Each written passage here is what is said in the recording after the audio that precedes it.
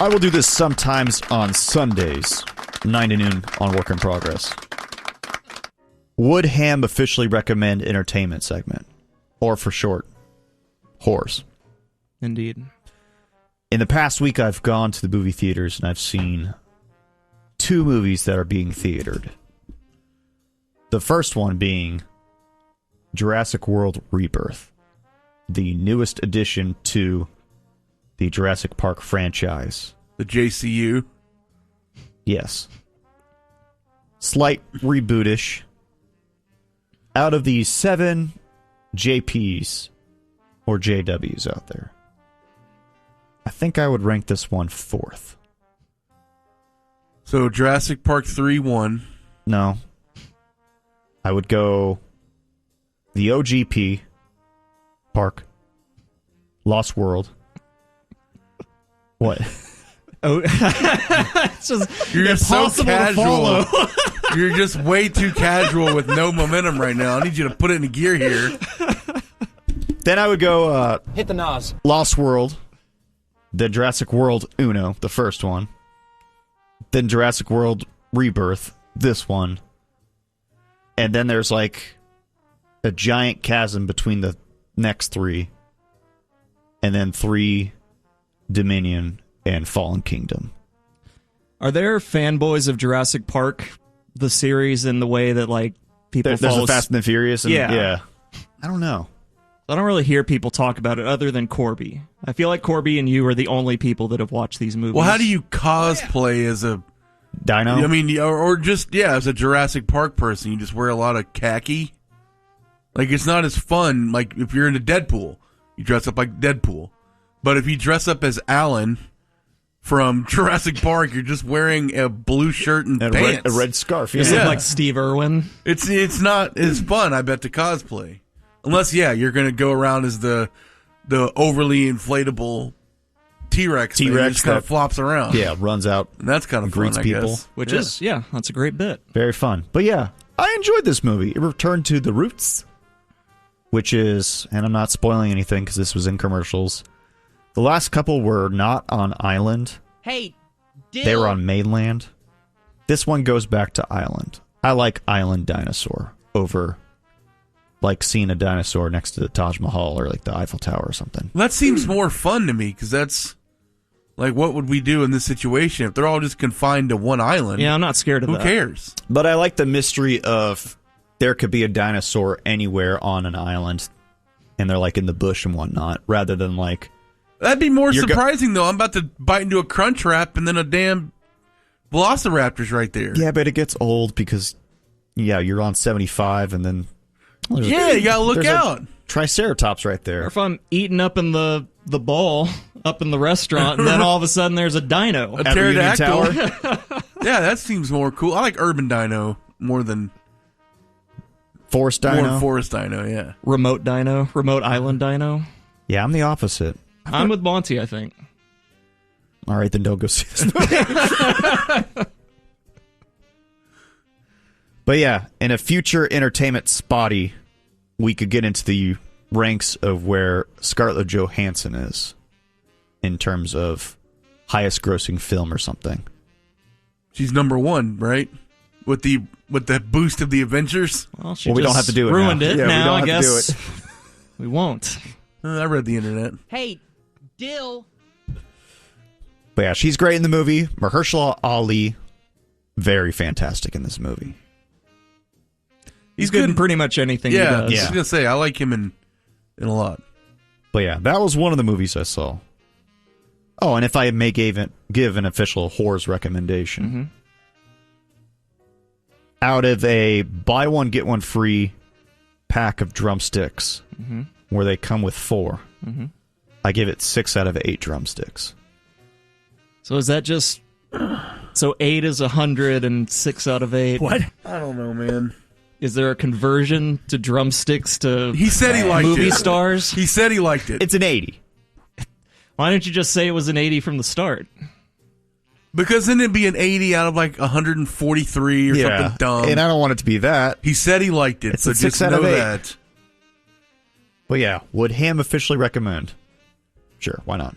And then now, should we venture to guess what the second movie is going to be, or is that I've got a pretty good idea. minus 50,000 odds? Yeah, they're not even taking bets anymore. Yeah, Mamma Mia 2 come out again.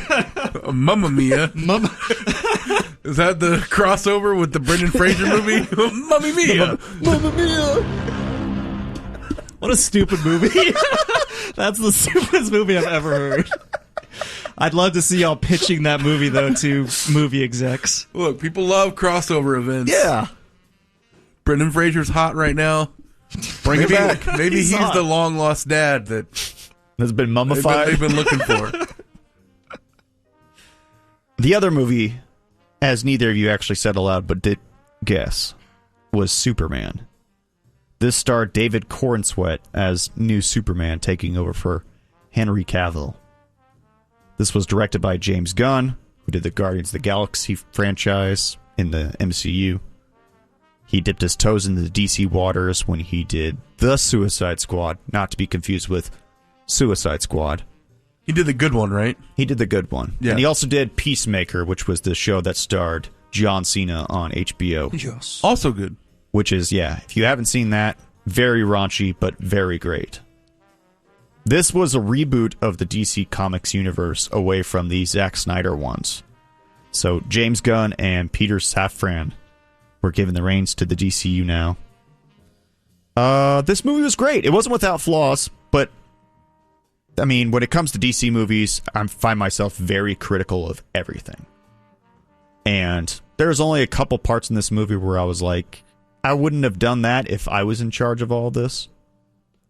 But it's a good for universe building, whereas the other ones were very gritty and dark for the sake of just being gritty and dark. This one was genuinely fun to watch. Is his Batman Robert Pattinson? So no. So what they have said is that is going to be its own separate thing, which will confuse people later on when they cast a new Batman. Because then that had Colin Farrell Penguin and yeah, which having watched Superman, I don't see the Robert Pattinson Batman working in this. because he is super dark. Yeah, that is super dark, but just the universes are completely different. Like that one has no metahumans or anything like that where they have superpowers. It's much like the Nolan films where it's grounded. I cannot see Robert Pattinson working with this Superman. Like teaming up with the super dog. Yeah. Mr. Terrific. Crypto and Mr. Terrific, who is great in this movie. Yeah. Mr. Terrific is. But yeah, it was original story, nothing adapted from a comic book, which Interesting. I also found very interesting because I was trying to search what connection can I glean from the plot so far. I couldn't come up with any. Is there a faction of the core fan base, though, that doesn't want that? Or do people prefer that it continues expanding beyond? Because I know, like, whenever you said that, I thought Game of Thrones, and that's where things started to... Once it got away from the source material, then people started to hate it. I mean, it's still in the realm of this is a very Superman movie in terms of Superman would do everything he did in this movie in the comics. And yeah. Just like you kind of lost your train of thought there for a I second. kind of did because I forgot his question. Yeah. Well, I think the difference is with Game of Thrones, they were like headed down a certain path, and then they had to take over. Whereas if you just start with Superman, Yeah, you kind of have an idea, and then you can build around that. And with comics, you could kind of adapt certain parts of storylines and then not adapt certain parts. With Game of Thrones, they're kind of strictly sticking to books outside of a couple of minor details. And then once they ran out of books, they ran out of good ideas and how to do the show. Whereas with comics, it's very hit or miss too, because you'll get the fanboys that you have to adapt it word for word, scene for scene, action for action, the comics. And if you stray from that too much, that's what starts making people really mad. And this felt like it could have been not only the comics, but the whole movie felt like if you guys ever watched the Justice League cartoon show, Monty, I'll address this to you because there's no way he's watched it. This felt like it could be an episode of an animated TV show. Right. But yeah, it's exactly what the universe needed. Everybody, DC universe needed for like a jumping off point. I'm glad they did it. It needed to be done. The Snyder films just sucked. Sorry, even that EA. one, the first one with Man of Steel, got people off on the wrong foot when he kills General Zod at the end, which set them down a dark path. Yeah, because Superman, like Batman, doesn't kill.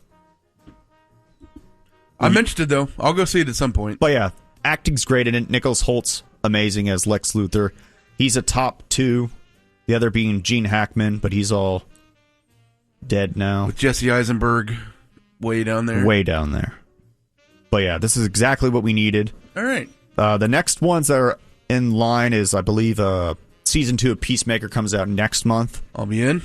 We also have, I think both of these are next June. We have a Supergirl movie, and we also have Lanterns, which will star Kyle Chandler as Hal Jordan. That's going to be a TV show on HBO. Was anyone pulling for a Green Lantern movie?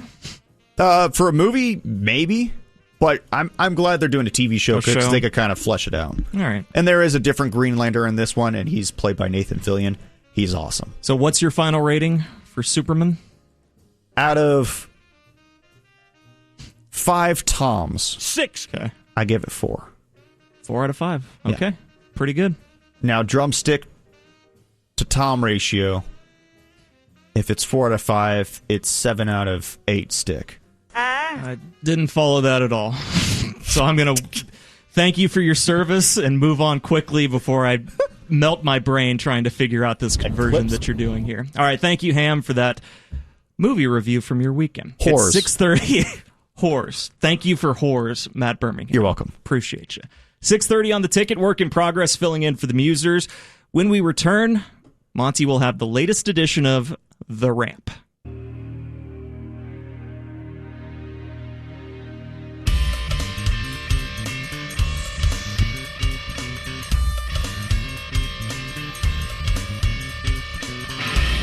A ramp. A ramp. It's a wheelchair ramp. On Reddit, he's considered their Jesus. He weighs the same as 3 people. He just had cancer. He steals bits from Gordon Keith. That's right. Thank you very much. And this is brought to you by Mark Spain Real Estate and Sante Center for Healing. Before we get going here, I would be remiss. You guys know I hate when I get remiss. If I didn't mention the tragic passing of a member of the pool community. R.I.P. Chang Jung Lin. Guys, if you'd like to give me your favorite memories of Chang. He was only like 40, right? That was one of the key information pieces I gave you. My other favorite memory is you telling me he died of a stroke in his hotel room. Yeah, not stroking it, house stroke. Yeah. Anyway, stay hard, Chang. Yeah, that'd be a way to go. All right. We should all be so lucky. So I want to replay something that we did on one Sunday morning. This would have been late 2024. DJ, you came up with the idea of recording our dear friend Ham while we are in the control room because he is constantly making noise and stuff come out of him or he's always making noises and doing weird things. It's like you're locked in a room with a kindergartner that just had 50 pixie sticks. Right.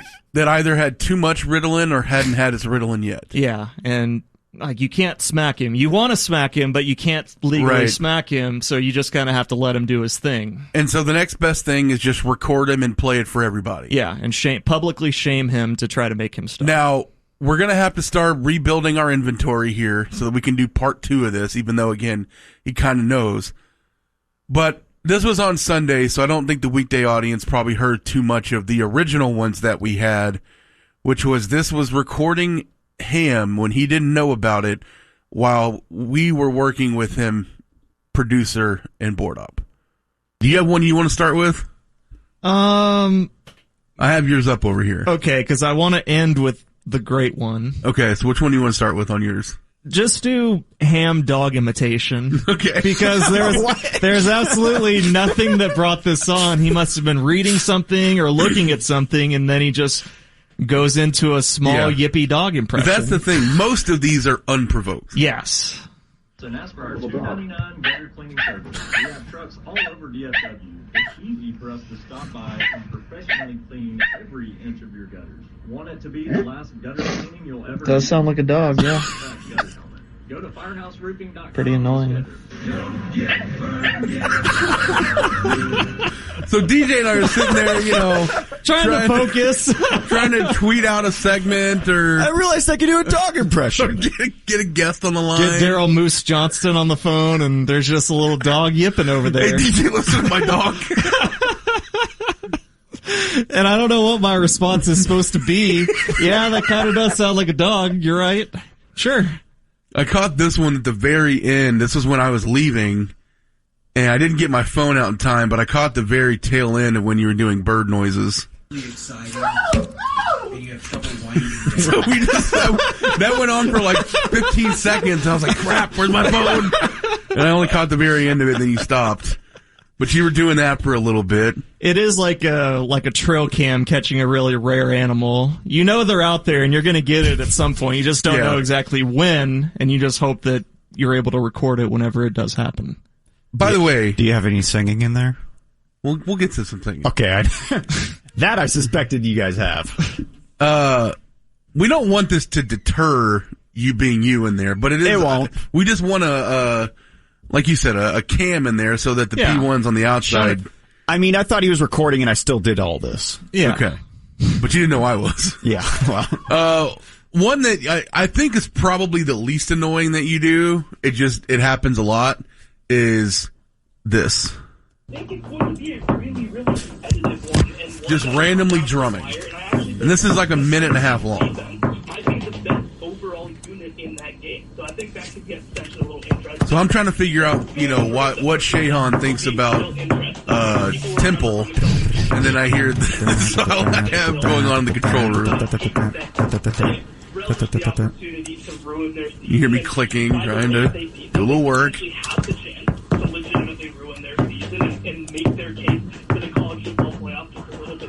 So And we don't that's a staple. We don't sit that close to each other. That's loud.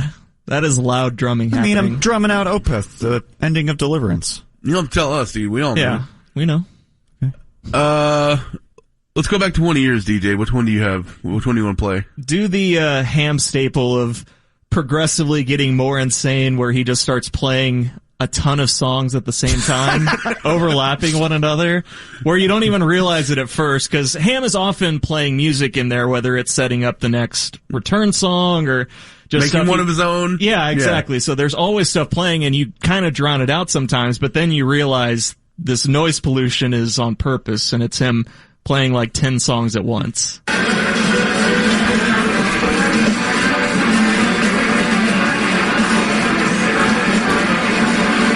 Awful. And this is while the show is going on. This is how they pull the house of a terrorist in Guantanamo Bay on this in itself. And it's that loud. This is Cher with Cotton Eye Joe with Meshuggah. Hold on, what'd you say? What'd you say there? What do you think of this song?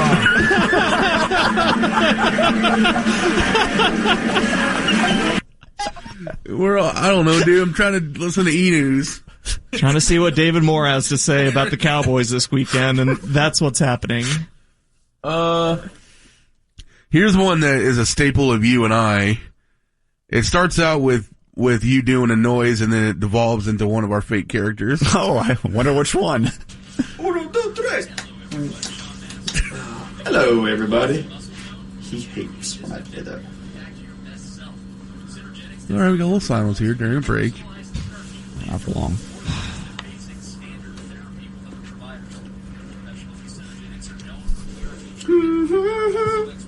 Got to break the silence with that. Yeah.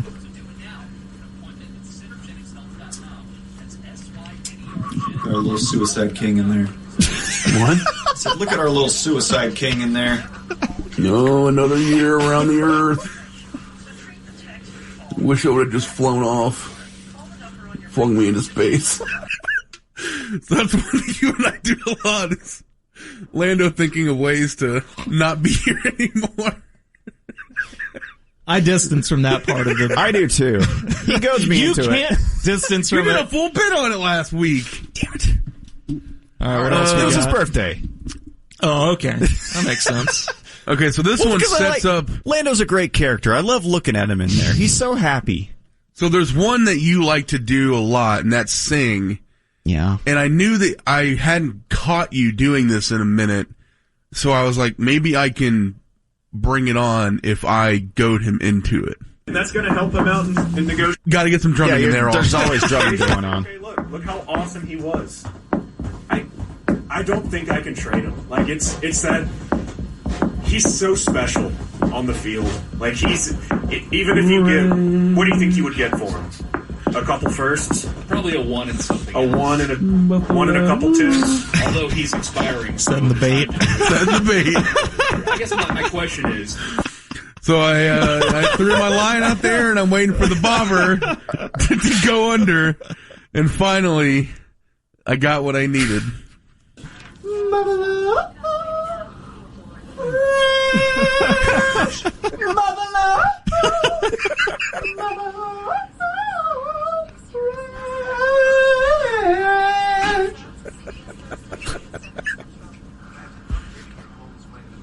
Chicken strips.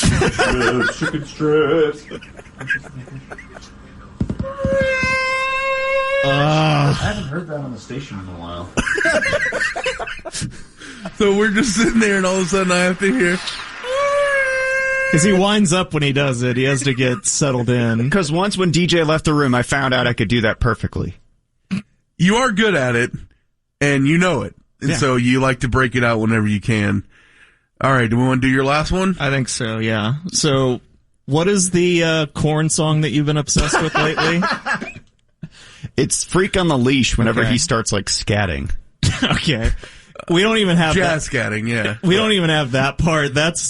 We'll maybe in the next installment of Recording Ham, we'll do that one. But you put together something else from that song. An alarm. An alarm. Yeah. So Ham likes to... Sometimes you'll hear in the afternoon, you'll hear for the hard line, if they're super late, you'll just hear dogs barking, the drop. That's the universal sign on the show of it's super late. Time to go. We need to go, like, now. Yeah.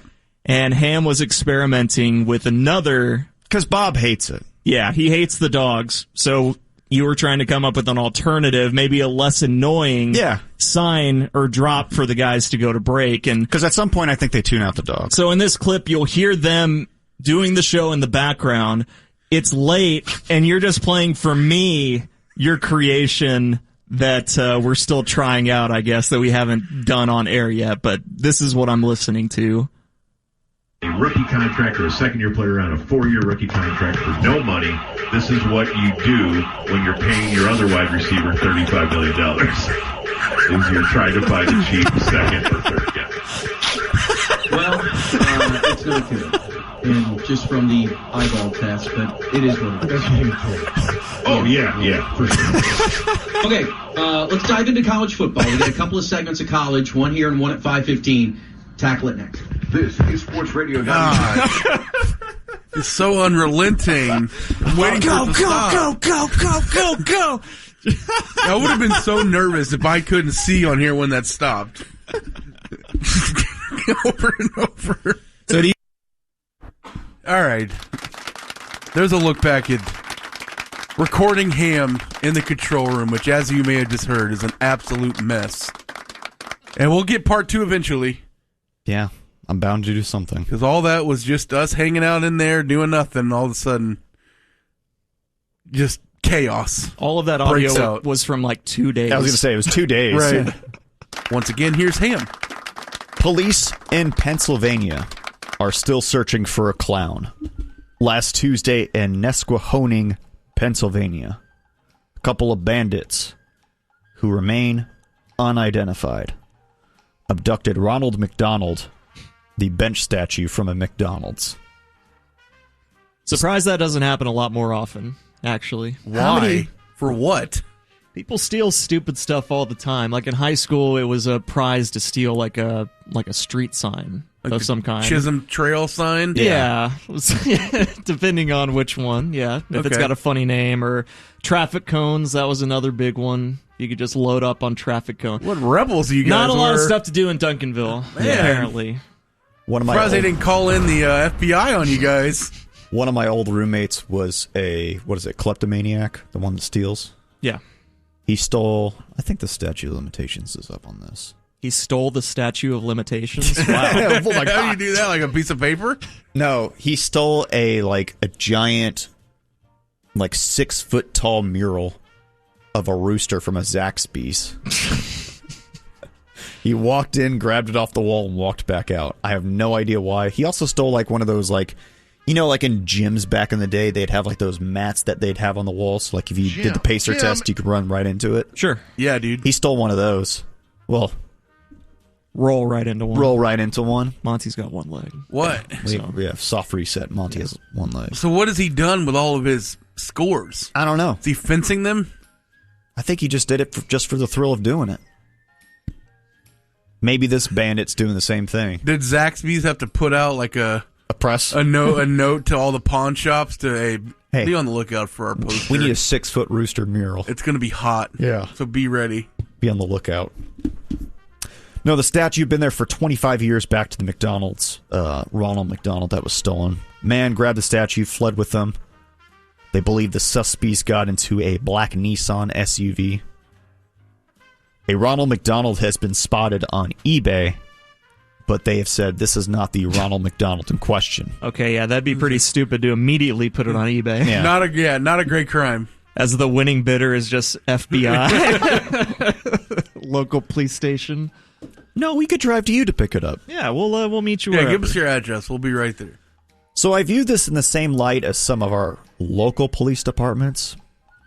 The Nesquehoning Police Department, in its report, filled it with all kinds of just McDonald's clown bits. We are not clowning around. This is a McFelony. This is a full-blown McNapping. All these post-Mc suck. I don't want someone to be killed, but it would be pretty funny if while they're typing that up, someone's getting murdered in Nesquehoning and the police are not there to help prevent it. They're giggling, trying to think of puns. Yeah, they're all just gathered around one guy at the laptop, throwing out their ideas. As the hotline's just ringing off the hook. Yeah, there's people are calling everywhere. But yeah, I hate when police departments are trying to do all these bits and whatnot. They even said they ruled out the Hamburglar. Not helpful. Not helpful. If I saw this Ronald McDonald statue, I would not report it because of their actions. Well, you're kind of coming across as a Mick A-hole right now. Yeah, then you're a accomplice to the crime. Has culture moved on from the Ronald McDonald? What do you mean? I feel like he used to be a bigger player in our youth. Like you could rent out a person to play Ronald McDonald for birthday parties and whatnot. Yeah, you can still do that. I don't hear about it. I kind of know what you mean. We don't see him anymore. They've gone away from the cartoonish aspect of the McDonald's commercials that had all the characters in them. And I remember in the 2000 election, Ronald McDonald got 12% of the popular vote. And that's what swung it to Bush? Is that what you're referring to? Is how popular he was? No. But I think culture's moved on from clowns. Remember there was the big scare a decade ago or whatever. Was that COVID or was that before COVID? That was before COVID. I think they were promoting it maybe, or that's what people thought. Yeah, people were putting balloons in their storm drains and then people would just run up to people in the dark dressed as clowns. Well, yeah, these are actually clowns, moving about. You're right, though. Clowns' popularity may be at an all-time low in society. And that's a good thing. It's a good thing, but what do clowns need to do to be back on top? Release a sex tape? Interesting. With who? Put 50 of them in a little car. Let them navigate it. Yeah, get back to the roots. Throw 50 in a bang bus. Yeah. Get back to why people fell in love with clowns in the first place. The little cars. Those little squirting flowers on there. Having the handkerchief that never ends that you're pulling out of your little pocket. Whoa. Are we still in the car right now? I thought we were still talking about the tape. I didn't know where the handkerchiefs were coming from. Monty's trying to make it sexual. Yeah. With clowns. Shocking. I think he suggested a clown sex tape. Yeah, and then if you're asking how to make someone relevant, I think Monty has a clown fetish. Hey now. Look. Sometimes that red nose Can't help yourself. Gets me going. You're just born that way. gets me upset. From one beloved childhood character to another. It's been now confirmed. Sesame Street in a statement confirmed that the Twitter account of Elmo has been hacked. If we needed official confirmation to actually know this. It's a real stupid headline. You tweet Miss Piggy the John Jock thing? Worse. Funny. Yeah, way worse, actually. The post Monty, which have since been deleted from Twitter. Uh-huh. In which Elmo made a series of wheels off tweets. The one I can read. These are probably all pretty funny, I bet. Is Elmo tweeted, release the files, child effer, tagging President Trump in the post. Last week we were told that there was no client list for financier and sex trafficker Jeffrey Epstein. Good enough for me. The so-called Epstein list was a national topic, brought up a lot leading up to the election and after the election with Trump's term, where we were promised there was going to be a release of client list of Jeffrey Epstein. It's right there on Pam Bondi's desk. Yeah, the Attorney General. And then they said, no, there actually is no list after many press conferences where they held up the binders saying, oh, we got the list. We're going through it right now. That's terrible. We're exposing all these pedos. But yeah, I guess Elmo reached a boiling point with that. He was tired of third wheeling with Bert and Ernie, so he's going to throw him under the bus. Yeah. Were they on the sub? I don't think they're on the sub. The Stephen Hawking sub that he had made to bring him out to the island. I believe is what you're referring to. But yeah, and other things that he posted was he posted anti-Semitic a lot of anti-Semitic things. Yeah. Calling for like exterminations and whatnot. Well, that's no good. No. Especially from Elmo. Yeah, it was very jarring to see. Who's it okay from? Nobody. But especially Elmo. Because I can just hear the voice is the problem. I just want to know which people would be more acceptable. None. Well, why? Okay, if he's going skewing the other way, I kind of hear what he's saying, though. It's the voice more than anything, because I can hear anything in Elmo voice. I wish I could do it. Read the tweets as Elmo? Yeah. I'm glad you're not going to, but in my head, it's really bothering me. But it is very jarring to see also, because his pinned tweet on his page has, Elmo is just checking in. How is everyone doing? And then he's like, release the tapes. I think that's what he sounds like. It's not what he sounds like, but maybe we'll hear that later. I don't know. But yeah, statement by officials from Sesame Workshop. Elmo's X account was compromised today by an unknown hacker who posted disgusting messages, including anti-Semitic and racist posts. We are working to restore full control of the account. Boy, what a job you have if you're having to work to restore Elmo's Twitter account. We're going to do everything we can to win the people back on Elmo's side. I'm sorry, honey. I know you worked hard on dinner tonight, but I have to stay late. Yeah. I just have to. I got to make sure Elmo's back on the up and up. Put the dinner in the fridge. We had an Elmo emergency at work today. We had a code red at work. Look, just put it in the fridge. I'll reheat it later. I know you worked hard. I know you did. It's an all-nighter. But I'll be damned if I'm going to sleep and eat happily while Elmo's locked out of his account. Courage. Imagine the panic, though, if you're the steward of the @Elmo account and you start getting texts from people. So, like, what the hell? What's going on with the account right now? You lost your mind, dude. You're not on your main, but you're on the Elmo one. When Oscar the Grouch is texting him, like, dude. What's going on with you? I wouldn't even go there. I live in a trash can. It all reminds me of have you guys seen like the GIF of where like Elmo's doing all the cocaine? Have you ever seen that before? I'll tweet it out there. I'll find it. This Elmo version of Elmo reminds me of that, where he's just completely off the rails and just firing off takes. Yeah, sounds like he's on the rails. What? He's doing coke. Oh yeah. Birthdays. Vincent Pastor. Oh, hoping Diesel. No, not Vincent Diesel. Vincent Pastor, 79. He played Salvatore in The Sopranos. Also invented Pastor tacos. Salute. Kyle Gass is 65.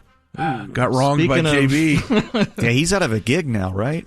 Yeah, he is.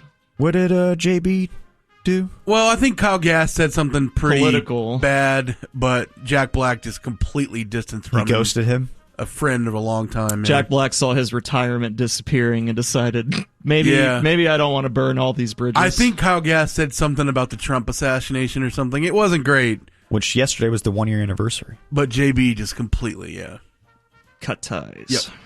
Jane Lynch is 65. She had her nipples tweaked through a chain link fence in Arrested What? Development. Oh,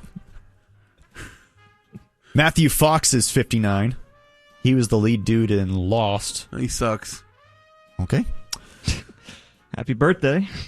Jean-Michel Labadie, 51. The bass player of Gojira. Oh, nice. Yeah. Musician Taboo of the Black Eyed Peas is 50. Musicians in quotes there. Roger What does Clark. that mean? Yeah. Boy, music. Is he the non-Will.I.am or is he the Asian guy in Black Eyed Peas? I think he's the one with the dreads. Is he Asian? I don't know. But I'm with Coming Monty, up at though. 8:40 today. It's going to be our game. Like anyone can even know that. Monty's right, though. I don't know exactly what he does as part of the Black Eyed Peas. They're just seat I think he's a fillers. hype man. For Fergie and...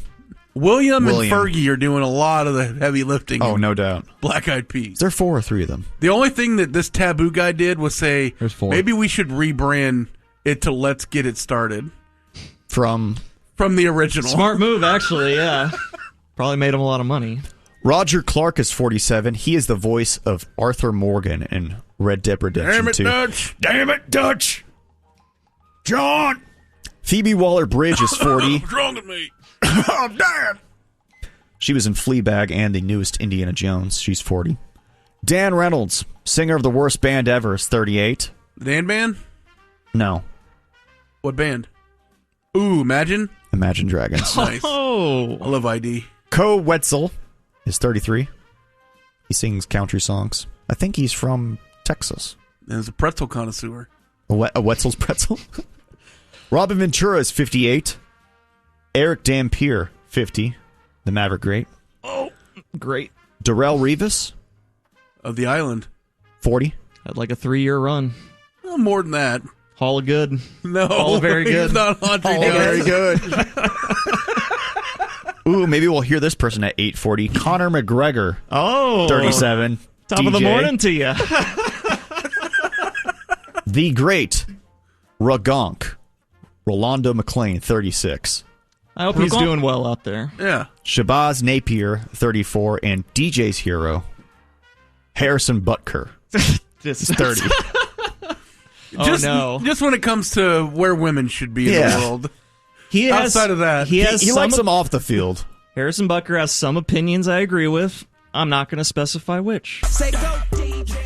I'll leave it for you to the only decide. ones I agree with them with are when you're on the field and you have to kick a football aim between the uprights. Maybe I agree with that. Outside of that, Maybe. we don't share everything. All right, Ham, thank you so much. That was Muse in the News. But earlier in today's show, during the news, Ham had the story that was the talk of the internet over the weekend as beloved Sesame Street character Elmo, who for some reason has a Twitter account at Elmo, it got hacked. Oh, no. And it posted some extremely offensive stuff. Oh, no. Including some anti-Semitic stuff as well. So it was a big hubbub on the internet. So we figured we should attempt to get to the bottom of all of this, whatever that means. So joining the show now in studio, Monto, someone who says he's close to Elmo. This is Elmo's cousin, Delmo. Hey, Delmo. Hi, DJ. Hi, Monty. Delmo wants to know how you guys are doing. We're doing pretty good. Better now. Delmo, is that right? How'd you get the name Delmo? Well, I'm Delmo, the delinquent cousin of Elmo. Delinquent? You look like a nice enough person. You even kind of sound like Elmo. Thing. Yeah, you're right about that, Monto. Thank Very you. similar. Elmo from the street. Delmo is the street. Elmo says I love you. Delmo says you're my bitch. Elmo says has a toy called Tickle Me Elmo. Uh-huh. Delmo tickles and leaves marks that can be used as evidence in a court of law that gives 8 years of good behavior. Oh, no. You've been to jail, Delmo? Oh, yeah, Delmo has a criminal record. Delmo has done hard time. Delmo lived in Huntsville and was cellmates with your dad, DJ. Delmo made your dad Delmo's bitch. Oh, no. You're not going to take that. I don't appreciate that. Your timeline's not really lining up there. I don't think you were actually in prison with my dad. Yeah, I was. Oh, okay. Oh, yeah. Guess he was. What a okay. retort. Told you. But yeah, Elmo teaches the importance of family.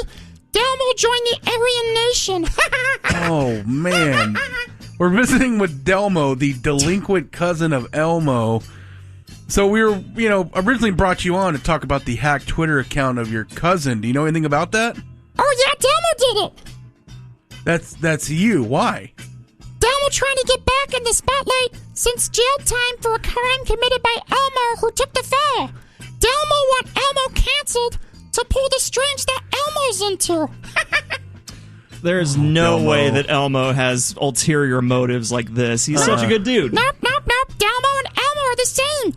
Elmo teaches sharing is good. Delmo teaches sharing is good for HIV. Oh, my gosh. Elmo has a goldfish named Dorothy. Delmo has a Chevy maid named Stabby. You want to meet Stabby, DJ? No. Get him. Elmo helps kids spell. Delmo wrote a manifesto. Oh, my goodness. Elmo teaches the alphabet. Delmo teaches the letter Q. The storm is coming! The storm is coming! I do not see the similarities Not between at you all. two at all. No, we're very similar. Both of us have been on the island sub together. Wait, you're not talking about like the Stephen Hawking sub on Epstein Island, are Elmo you? and Delmo went to the island together. Oh my! All right, we probably need to cut him loose, DJ. I don't like where this is headed. Do you want to spell a word with Delmo? Reluctantly. Against our better judgment. What do you got? Let's spell a word. I C C C E. That spells ice. Say those the Alcatraz. So dark, so mean-spirited. All right, we need to move on. I don't know why we gave the forum to Delmo. That was a bad idea. That was a bad idea. Yeah, we shouldn't have done that. There he was. Delinquent cousin of Elmo, Delmo. Did he say he was a member of the Aryan Nation in there? Yeah. I think he accused Your dad of being joining in it. So that's not good. Well, at least we got a little insight, I guess, into who hacked Elmo on Twitter. Kind of checked out. Really. A little bit. It was, in fact, his cousin, Delmo. All right. Patreon.com/sportsgreek.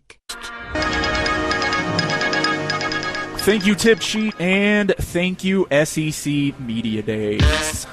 The epic golf fight we had last week involving ex-NHLer Nick Tarnowski, the man he beat has spoken. Okay. So Trevor Ogilvie posted an apology video after he admitted to drinking too much alcohol before the fight erupted. No way. In Alberta, Canada on July the 4th. So I'll read a couple of his quotes. Yup, that's me, guys. That guy that got dropped like a bucket of balls in the pond. Not my finest moment, I know. Looks real bad. Played 36 holes of golf. We drank way too much and my mouth ran faster than my brain. All jokes aside, I'd like to apologize to all the folks on the course, anyone caught up in it that had anything to do with me that day. I lost my cool and I've learned from it. Just one of those days when you should have kept on the cart path, you know. Stay hydrated, keep your stick on the ice, and maybe stick to 18 holes. I made a comment earlier tonight. Kind of a full-fledged look. Interesting. Got a little wasted, had a little too much fun, and then it stopped being fun very abruptly. Yeah, when he got hit in the face 15 times. I just think that if I'm on a course with you and things go very poorly for you at the very jump, I should step in and say, hey, man, like I'm going to physically grab you and say you don't want any more of that, especially after 36 and you're all drunk. Yeah. Like, I know you're about to get your ass whooped. I'm going to try and prevent that from happening. Like, I'm not going to jump on him because he'd whoop my ass, too. I'm just going to get you away from it. So, I appreciate the apology. Sure. But I will bet you he had a nice stern talk with his friends. What are you doing? Guys. Why are you continually letting me get my ass whooped? You see me walking toward him like I don't know what I'm doing. I'm clearly wasted. You can handle me. Terry Tate me. Anybody. Tackle me. I would rather have you tackle me than exactly what happened. Right, because now I'm famous, and this sucks. But It's for a weird all thing. the wrong reasons. So Tarnasky did an interview with Paul Bissonnette and he'll be on his podcast. It hasn't been released as of yesterday, but look for that in the coming days. Well, it's interesting because you do see, I mean, we see it at some of these tournaments that we might go to from time to time, and man, some of these dudes, it's like they just get out there and it's an excuse. Oh, I'm off work today. I'm going to pound a whole case of beer. Right. Which I know a lot of people like to drink when they play, but man, I do not like to drink at all when I'm playing golf. I don't either. Unless it's I don't like to do anything it's going active when I'm drinking. very poorly for me, which like, happens a lot. It's like, you know what? You make I don't the even turn. care anymore. Let's get some brown drink. Let's just Have fun enjoy somehow. ourselves. Maybe it'll loosen me up a bit. I don't know. I'm trying to remember the last time I drank a beer on the golf course. Like, it's just, I'd rather play golf and then maybe hang out afterwards and have a couple of beers, but I'm just not I don't like to do anything active while I'm drinking. Well, I don't want to be wasted and hot. Yeah. It's hot here, so like if it's summertime and we're playing, I don't want to have any adult beverages. Pounding through But half a case. most importantly, I don't want to get beat up. That's a big one. That's probably at the top of the Especially list. playing golf. Hey, he's supposed to be just out there having fun, and this dude's like, Bang! get his ass He kicked. was wearing him out, man. He's lucky he didn't break his face. That's a very enjoyable video. Usually I don't like to watch videos of people getting their butt whooped. It's just cringe Yeah. for me. That one was enjoyable. Well, and he gave him the Olay at the end when he knew that He'd had enough. You've had like enough. it was a very respectful butt whooping. Because he's like he knows he's going to hurt that man Right. the Yes, longer right. this goes on. Yes, like he could have. It seems like if I so choose, I can break your nose. Right. Or and, just hold or him shatter up. your then orbital bone. It becomes a way bigger thing. Like, Yeah. way bigger if you actually hurt the other guy. Yeah. That's one of those schoolyard, fights that we hadn't seen in Yeah. a while. To where, he got his butt whooped, but it wasn't, like he's. Yeah, because usually it's those he dudes doesn't just- have shake robot chicken legs. Right. He didn't go into a fencing pose. right. He doesn't have Man. that. Big news out of Las Vegas casinos. The classic I'll card be in Las yeah, Vegas next Sunday This is very big for you fellas. for a 2-hour layover. The classic card game Uno lands in Vegas. It will be the first ever Uno social club at the Palms Casino Resort in Las Vegas. This That's isn't a famous one, isn't it? It's one of the famous ones. Mattel is transforming The Palms? Uno into an immersive entertainment experience complete with upscale flair, private gameplay, and themed drinks. So it's not like your traditional Themed casino drinks? game. Right. It's more of like it's a social lounge is essentially Okay. what they're doing. They're like, here's I'm Dos Equis. 100% in. Yeah, it sounds great. But if somebody draw fours me and I have $100 on the line, you may see a hockey golf fight. So the Palms is going to mark the I don't- debut, but there will be more Uno social clubs in major U.S. cities. I don't know I'm that down I with that. know how to play Uno. I haven't played in years. I think I've played one time in my life. Really? Uno is great. Uno gets heated. Very Does it? heated. Yeah, if you draw two, you can draw two and then draw four someone right afterwards. Come on, man. So unlike Right, yeah. traditional wagering, the concept I've is no idea built how to play. around the social engagement. So it'll be like tournaments, like photo ops, Uno branded cocktails, all in a What's a Uno branded cocktail? draw four A reverse? draw four fingers. Dos Equis. Yeah, okay. It's all number related. Like it's A Tres Amigos. You could probably figure this out the further we get in here. They make a drink that's yellow, red, green, and Quattro what's the other Loco? color? Blue. A draw four card. You're gonna have a reverse, so it'll be like Yeah, whatever skip. you think it is, but it'll be A Siete the shot. opposite. I would. I saw what that Going was big into the Ocean's Spanish 11, numbers. where Bernie Mac was trying to get a Domino's casino game, right? Uh-huh. Wasn't that Ocean's 11 or Ocean's 12? It was one of those. It's one I of can't the remember. Oceans. Yeah. one of the Could Oceans. have been Ocean's 13. But Was he Bird- still alive for that They're one? totally different. Was he in Ocean's 13? I don't know. I've only seen Ocean's 11, so But since he tried the domino I'm going game, to I see thought, that man, why tonight. don't we have dominoes at a casino? Now we have Uno. What's next? Old Maid. Go Fish. Hungry Hippo. Hangman. What if you had the little balls in Hungry Hippo and the balls had a certain amount That'd be on it awesome. that you would get? Little heads up. Or even 7-Up. some negative, though, if you had to lose money. It all can't be winning money. That'd be interesting. That's a really good idea, actually. Don't pull this. Didn't they have Human Hungry Hippo once? Human Hungry Hippo? Where they played like with life-size Is this hippos? like a Squid Games thing? No, they weren't real hippos. But it's like life-size, not human. Life-size Hungry Hippo. Not like they were feeding them humans. Can I ask an old man question here? Yeah. Are board games First still Lord, prevalent? please.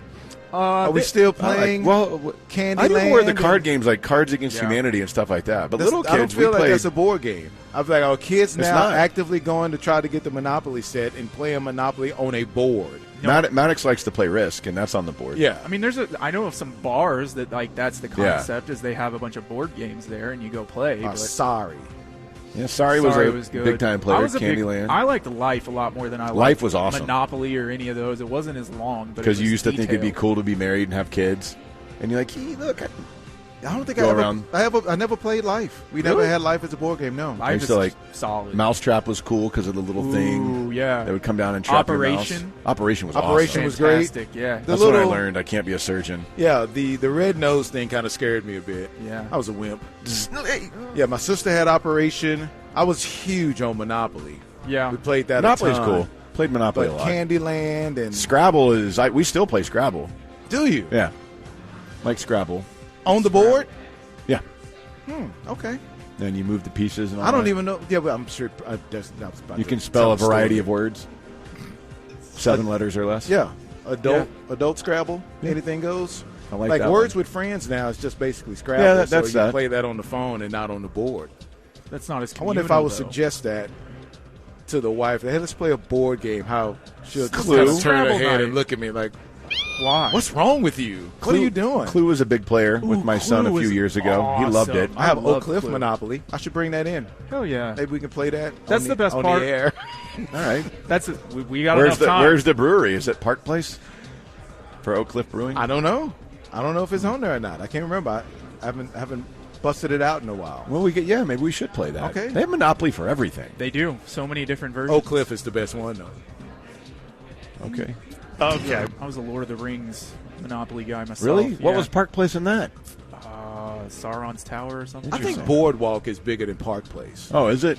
Yeah. Yeah, Boardwalk's Boardwalk the big was the. But they're next to each other. They're both blue. doesn't matter. Boardwalk one's was bigger, the better. one that you wanted. Right. Blue Park Place. Listen to this guy. Sorry, I'm $50 cheaper. This guy here. If Next you you'd want like St. Charles or something. You think that's the best? Baltic. If you That's the listen, hood I live in. Baltic. Oh my gosh! If you listen to Uh-oh, here's our the guy. 840 bit this morning. Oh, is this our friend? Yes. So let's actually get out of the news. Okay. Once again, the Ticket presents Why Today Doesn't Suck. Hey! How's it feel to be 102, Paps? Shoot me! Make a wish, Grandpa. I wish I were dead. And now, here are your hosts, Sean Bass and David Mino. No Sean Bass today, but we do have Lando. That's him. I'm Mino. And at 2:57, a man who likes to rock and roll all night and part of every day. It's Creighton. That's good. Thank you, Mino. Thank you, Creighton. E.T.'s Market and Bakery and GiveMeTheVin.com brings you Corby. Thank you, Cray Cray. Hi, Lando. Hey, Corby. Welcome back, Mino. Hey, Corby. Dave. Bob. Hello. Hey now. Have you enjoyed your all-over, around-the-world broadcasting tour? I absolutely have. The only show I didn't work on was The Invasion. Mm-hmm. Donovan strictly requested it. Totally. He hates you. And Understandable. I'm back to Tickers on Wednesday. Okay. Are you excited? So excited. He had a good run, though. You're like Scotty Fletcher. You think so? No. Just filling in wherever. Just play all 9, you know? Whatever's needed. Right. Scott Sheldon, maybe. Yeah. Well, happy Friday. Scotty Fletcher, 2 dated. Wait, happy Friday. It's happy Monday. Oh, God. Not bad. Every day can be Friday. That's the only if part you that's want messed it up, to. I promise. I know, and I read it. I literally Okay, read Ron Burgundy. Yeah. Happy Friday.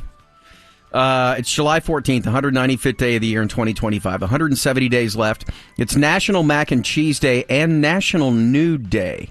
Nude? Well, let's get All started. right. Yeah. Ladies. On this day in 1789, Bastille Day, where the French Revolution began. with the storming of the Bastille prison in Paris now celebrated as France's National Day. So like their big fireworks day. Did this give us that horrible band Bastille? I think so. Yeah. Horrible. Yes. When did they chop off Marie Antoinette's head? Oh, that's a terrible. That was at the Summer Olympics. Well, they reenacted it. Oh. But when did they actually do it? I would say, if this happened in 1789, would you say sometime in that general area? Or was it before? I'm going to say 1760. For Bastille Day? 1793. Damn it, right after Bastille Day. On this day in 1798, the U.S. Sedition Act prohibited any false, scandalous, and malicious writing about the government. Boy, that looks good now, doesn't it? Yeah. In 1850, the first public demonstration of ice made via refrigeration by Florida physician John Gorey. The good ice. Was it Sonic Ice? Like the first ice ever made? No, they did not figure out how to make Sonic Ice until much later. In 1864, gold is discovered in them hills. Gold. In Helena, Montana, which I believe is the capital. The Dutton Ranch. I don't think so. John Dutton found gold. The old prospector's still out there digging. Yep. In 1865, the Chickasaw Nation is the last of the 5 tribes to surrender to the Union following the Confederate defeat. They are one of you. Indeed. And he of them. In 1933, all non-Nazi political parties were banned in Germany. About time. Those pesky greenbacks were getting all the pub. It's a lot easier to win power if all the other parties are eliminated. Yeah. It's remarkably easy. Just keep that in mind. And in 12 years, Hitler would be dead. So we had that going for us. I know, you're TiVoing it. If we could just hold out until he died. In 1985, it was the last USFL game. Sometimes you just have to outlive your enemies. The last USFL game, the Baltimore Stars defeated the Oakland Invaders, Dave, 28-24. I feel like I used to could name some famous player on every USFL team, but I don't know anybody that played for the Stars or the Invaders. What a cheap knockoff the Invaders is. I know. In 1986, Motley Crue's Vince Neil began a sentence. He served a sentence for... Great music? No, Bob, he killed a woman in his car. Accidentally. Okay, Bob, is it funny now? How did she die? But also great music. Of death in a car. Well, let's be more specific. A car crash. And you get there in a car. Vehicular homicide. When you said Vince Neil started a sentence, I was like, so what did he say? You didn't watch that Netflix movie a couple of years ago where we learned all about it? And wasn't he drunk? Yeah, I think he was drunk and high. Yeah. Vince Neil? And Yeah, he imagine served 30 days. Oh, my word. Well, I'm sure the got out family on felt good like that was behavior. justice. If he was a Raiders draft pick, he'd still be in jail. Dude, 30 days? Lando, I thought we had a deal. What's that? That anytime there's a Vince Neil documentary, you're going to notify me. What happened to Well, that? it wasn't a documentary. It was the Motley Crue movie that came out a couple years ago. She must Dirt. have been just like a stripper. It's called Dirt. The book was called Dirt. Yeah. Just a stripper? No, did he kill someone with him in the car? I thought there were 3 people in the car. No, that was Motley Lou. Right. He killed Razzle Motley Dingley. What? Her name is Razzle Dingley. R.I.P. And was she in the car with him? Yeah, she was the passenger. R.I.P. So she doesn't matter? Her lips ripped off. No, she matters. If she would have been in another car, would it have been worse for him sentence-wise? Like, this is really weird. 30 days. In 1996, the Yankees closer John Wetland set the Major League Baseball record for 24 consecutive saves. He signed my baseball hat when I was a kid. Oh, I bet he I don't did. think it was a... Is that a euphemism for... No, he actually did. I don't think it was a she. Razzle Dingley was the drummer for Hanoi Rocks. Yeah, it was a dude. Oh, that's a dude? Yeah. Okay. I thought it was kind of a girl. hard to tell. What are you guys into? My bad. Hanoi what? Hanoi rocks. Dave just Googled, is Razzle Dingley hot? Yeah. Found out it was a dude. See if she gets naked. Like Hanson? Which they can be hot, let's be honest. In 2008, wow, what a big day. The Dark Knight was released. Great Damn. movie. I actually snuck into that movie. Saw it for free. Good for you. That's right. Good Wow. for you. Lando stole something weird. I will just This say was after he stole something. And he snuck in. infinitely better than Superman, which I saw over the weekend. Uh-oh. You're saying the movie or the character? Dark Knight is... They don't even belong... It's like they didn't even make... It's so rewatchable, too. Sorry. Yes, it is. It's an all-timer. Yeah. There's my review on Superman. Stupid. If you have to watch a superhero movie, watch The Dark Knight. Yeah. Is that Christian Bale? It is Christian Bale. And Second Christian Bale? You agree? First. No, it was the second. Batman, second. Batman Begins was the first one. So Wasn't it? this is Heath Ledger. Yes. Oh boy, is it Heath Ledger. We're going to do that several times today. We're going to ask if you agree. And it's going to be up to you to pay attention to the conversation. I'll be the deciding vote for that. Okay. Yeah, don't you worry. I heard while I was on vacation last week that Corby hates all superhero movies. No, that's not true. I just said There's I love The Dark Knight. Only 1% of them are pretty good. I'm not letting the city burn down for Maggie Gyllenhaal. You're also comparing like one of the best ones to just a pretty good one. It's not fair fight, but okay. You like the Crow. What's going on in there? I don't know. Where do you even come down on this, Creighton? It just needed to be said. That's all. Okay. Are you what? Are you mad that He's mad that I said Superman is kind of stupid. Do you agree or disagree? But he saved a squirrel. I mean, you Corby. don't. I don't want to do the thing where like you don't get it, bro. But He like, did save a squirrel. You're right. I don't understand multiverses and other people. You don't and- understand superheroes. I don't. They saved the world. I love that Corby doesn't get it, bro. Sports birthdays. Conor McGregor, Bob, is 37. Cocaine. How's he looking? He could have been. Is he like second only to Ronda Rousey?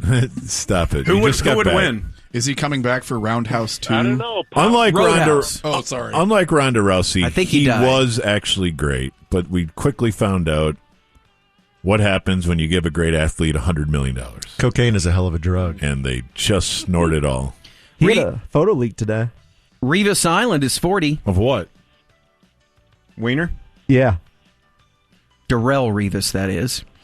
Oh, man. TC, Rolando McClain is 36. 36? There's no way. He's got to be older. What year was Ragonk? 2014? 14. And that was after he had already gone away and then came back. Yeah. Born in 1989. Damn. Bruh. Mark Lamonaco. Lamangelo. Bubba Ray Dudley, the wrestler, is 54. Do not type in Conor McGregor on your Twitter search bar. All right, no, I'm going to have to. No, not on the Cumulus Wi-Fi. Jeff Jarrett, the wrestler, is 58. Eric Dampier, 51. Dampier. Shakespeare. Shabazz Napier, 34. Great name. Marshall Plumlee, 34. Carson Kelly, 31. Tim Hudson is 50. Carson Kelly. Tim Hudson was awesome, and they completely cut him out of Moneyball for whatever Unfair. reason. And Barry he was Zito. too good. And Mark Mulder as well. The big three. Out of the movie? Yeah, they weren't even in the movie. They weren't? Not mentioned one time. It's just, Scott Hatteberg. Can you play first base? They barely mentioned Miguel Tejada, too. Yeah. Playing first base is very easy. Libs. Not according to Ron Washington. Robin Ventura is 58. He got his.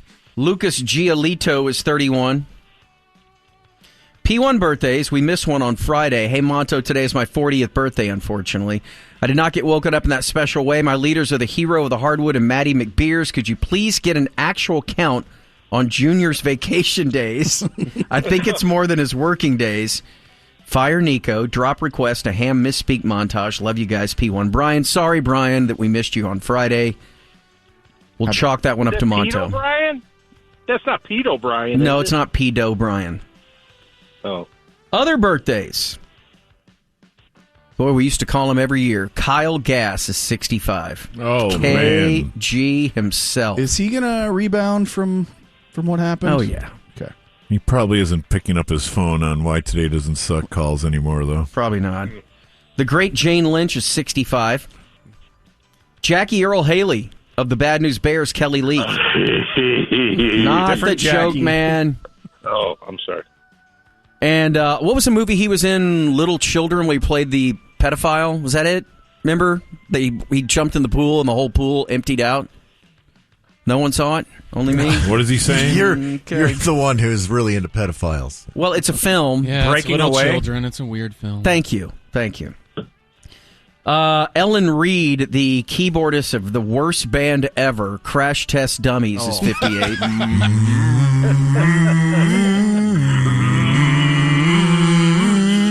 Can I say that when I was... I'm glad Ham's not here today. When I was to a play that. youth, I thought that song was Pearl Jam.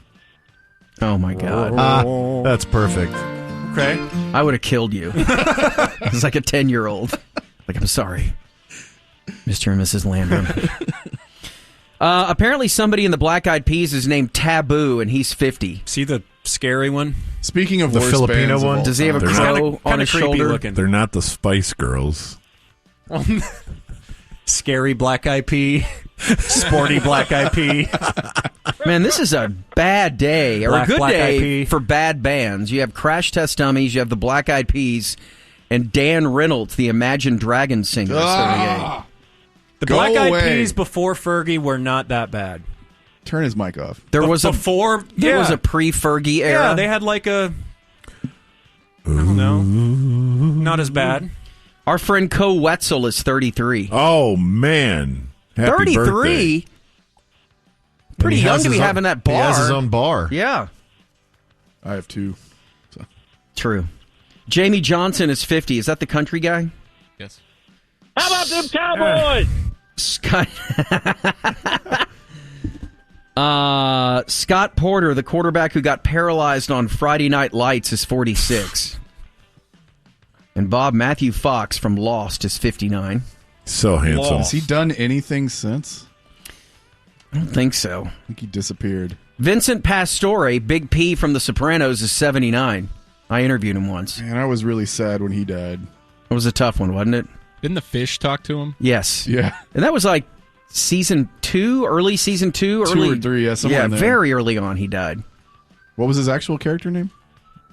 Big P. You don't want to say it? Well, No, it's his name. yeah. So, but if it was Big N, I wouldn't say that. Goodness. Roger Clark, the voice of Arthur Mitchell in Red Dead Redemption 2, is 46. Greatness. That's my second favoriteest video game next to Donkey Kong. Red Dead Redemption They're 2. good choices. Yeah. Both good choices. Awesome. You guys missed it, but we were Lenny. talking about how Donkey Kong predicted the future. That we were all going to be hit with barrels thrown by apes.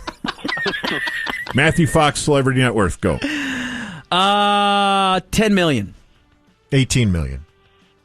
1.5. 20 million. The star of Lost, 1.5. Is he the star? Lowball it. 4. 7. Oh, wow. Thank you. Somebody didn't do very well with their money. Thank you. DJ Bongs is 49. Great. With a Z? Travis Haley, Tony Romo, the bassist for Steel Panther, is 55. Does Romo still love Steel Panther?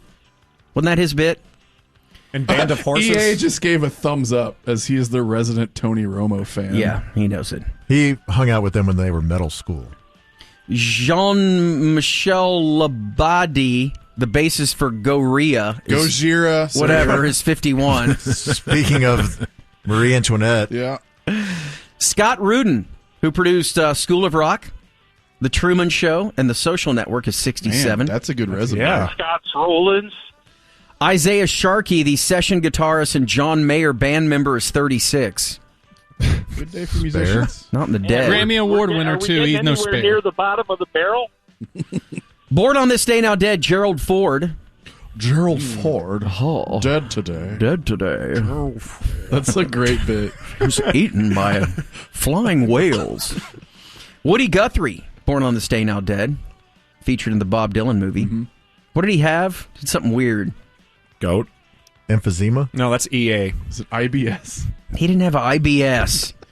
He's got it. William Hanna from Hanna-Barbera died on this day in 2001. Dead on this day, still dead, Billy the Kid. Was he shot in the back? Was that the whole bit?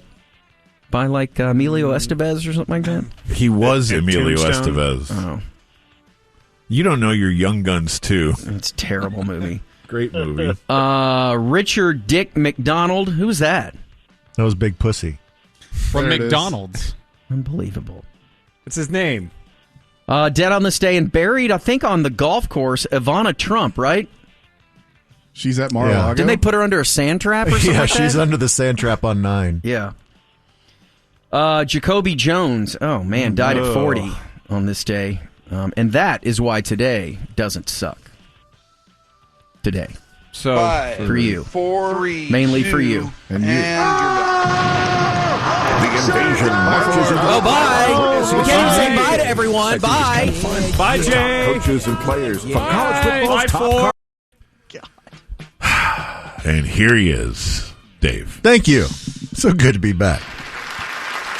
Well, as you may have heard in the cold open, Corby was one of many who saw Superman over the weekend. The James Gunn, David Corenswet Superman. Yeah. He's dreamy. Yeah. He's like an emo Superman, right? They found a hot Superman. Imagine that. I know. And it did 125 million domestic. So that puts it as the third largest debut of the year after Minecraft movie, which did 162 million, and Lilo and Stitch, which did 146 million in their first weekends. Whoa. Are they not including Jurassic World in there? Because that made 136 million. I do know that, but it was over an extended period of time. I think that's it was like a holiday weekend. It was 4th of July weekend. Yeah. So this is just first weekend, like 3 days. Thursday night, Yes. Friday night, Saturday, Sunday. Okay. And so the global box office for Superman is 220 million, and which is a good start, but there's still a lot of ground for Warner Brothers and DC to make up because it cost 225 million and about 100 million more to promote. So they are expecting for it to have some staying power because it does have good word of mouth, despite what Corby says. And it is, of course, the first official entry in the relaunched DC universe. Look, back to my review. Look. I had fun. Okay? I didn't walk out of the theater going, meh!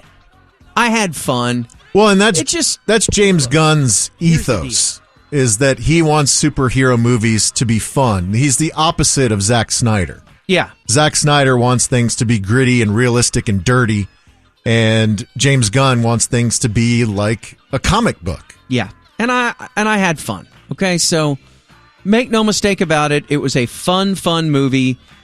It's just not for me. Okay. I'm just not comic book guy. Well, and unless Heath Ledger is in it. Then Bob, you mentioned IMAX earlier. Hey, guys. And IMAX accounted for just over 15% of Superman's first weekend gross domestically. So 19.1 million of that 125 was from IMAX screens. So that's pretty good. Sure. And that's definitely a method for the studios to cash in these large format screens because it's a higher dollar ticket. I'll tell you what I did like about it. Beck Bennett from SNL. What does he play? He plays somebody that works for the Daily Planet. I think he's either a sports guy or something. He is. Yeah. I love that guy. Yeah, he's great. You mentioned Jurassic World Rebirth. It finished second in its second weekend of release, so it added $40 million. So that pushes its total to 232 domestic and 529 worldwide. Well So, done. Pretty good. Is it made up for everything? It's weird when you say that marketing costs now exceed $150 million. That's amazing for those ginormous movies. I mean, S is expensive. S is expensive. And third place was F1 with 13 million. That has pushed its totals to 136 domestic and 393 worldwide. So those are your top 3 for the weekend. And I've not seen any of them. I want to see all of them. And you've seen all of them. I've seen them all, man. I have a baby. I can't drag baby to the movies. No, and you don't want to be that guy that drags baby to the movie. You're in a really bad spot right now for that type of stuff. Yeah. You got to wait, or you got to have... Yeah, and you know, the other thing that I never wanted to do when I had babies, I didn't want to spend my night out at a movie theater. Right, and pay for a babysitter to go see a movie? Yeah. You get so few nights to work to do something. You're like, I want to go eat and be a glutton and shove booze down my throat and all that.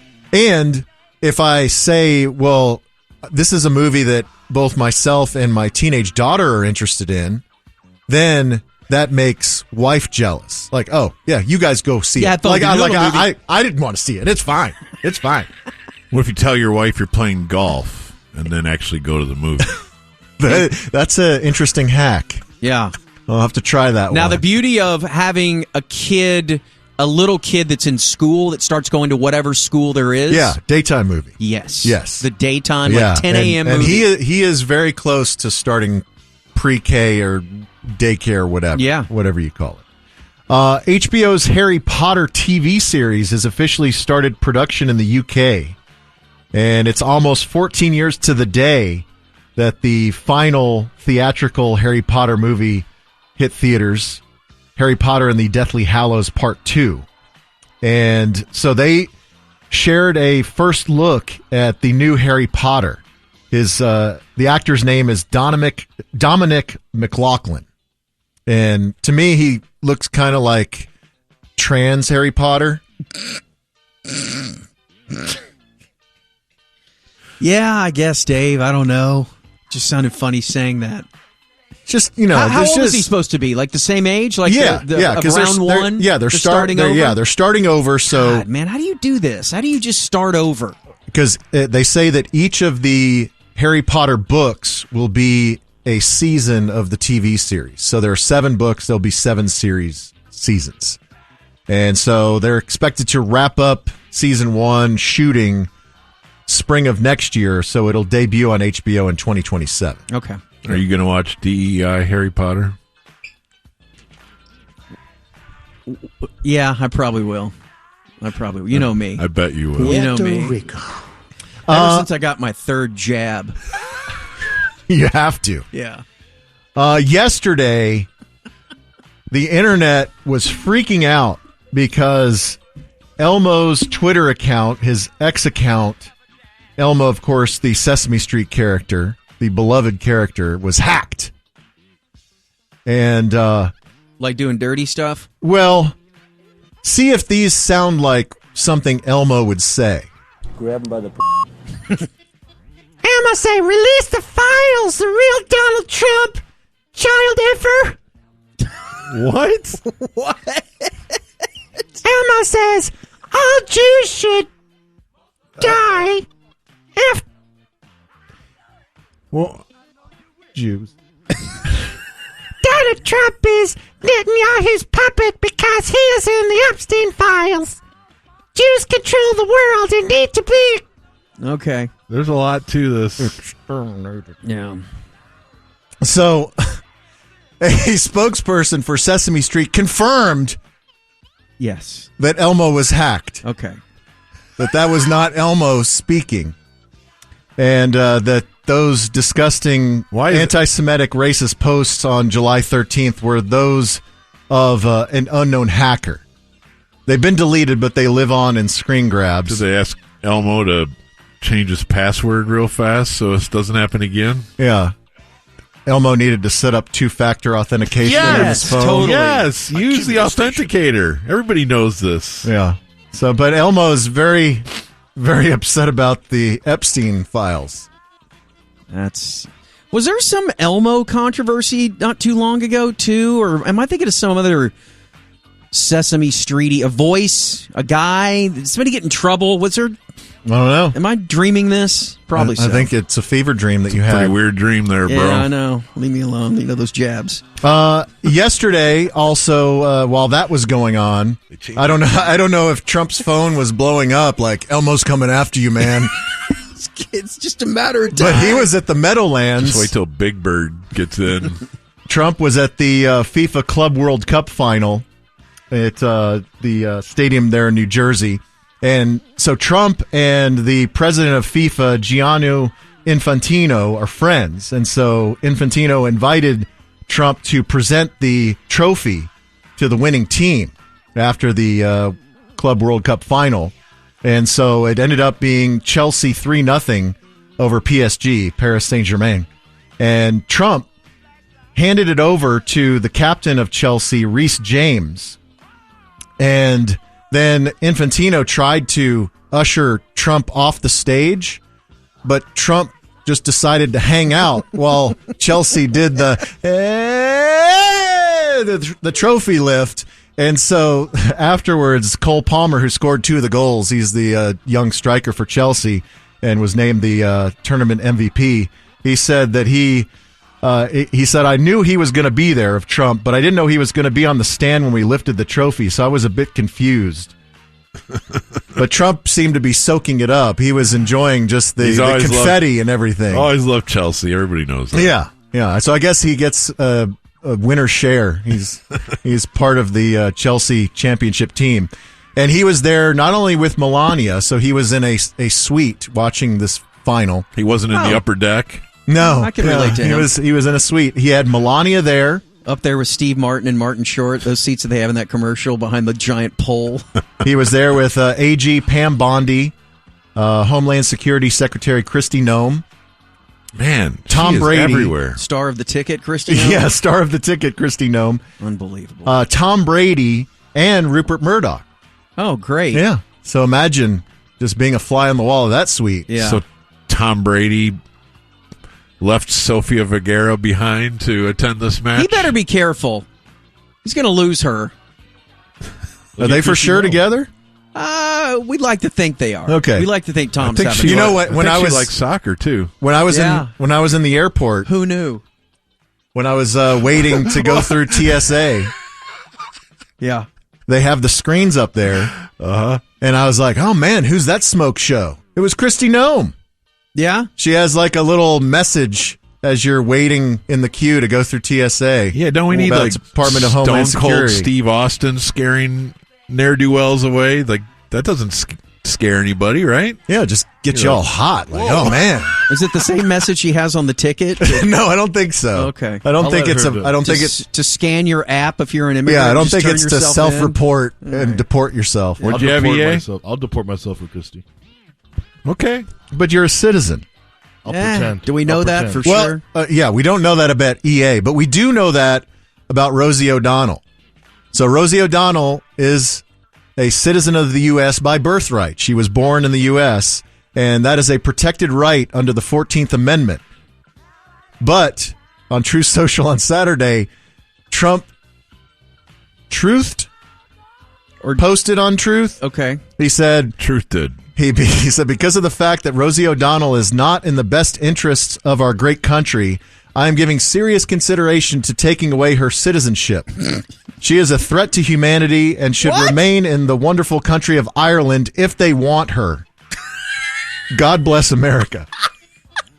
Boy, what a weekend on Truth Social it was. So their feud goes back 20 years, Oh, my gosh, right? yeah. They've hated each other since they were both TV stars. Yes. Even before Trump was on TV, she was coming after him. Yeah, because they're both New Yorkers, Yes, right? yeah. So he is waging a war on many fronts. Yes. What has more political implications, Rosie O'Donnell or Ukraine?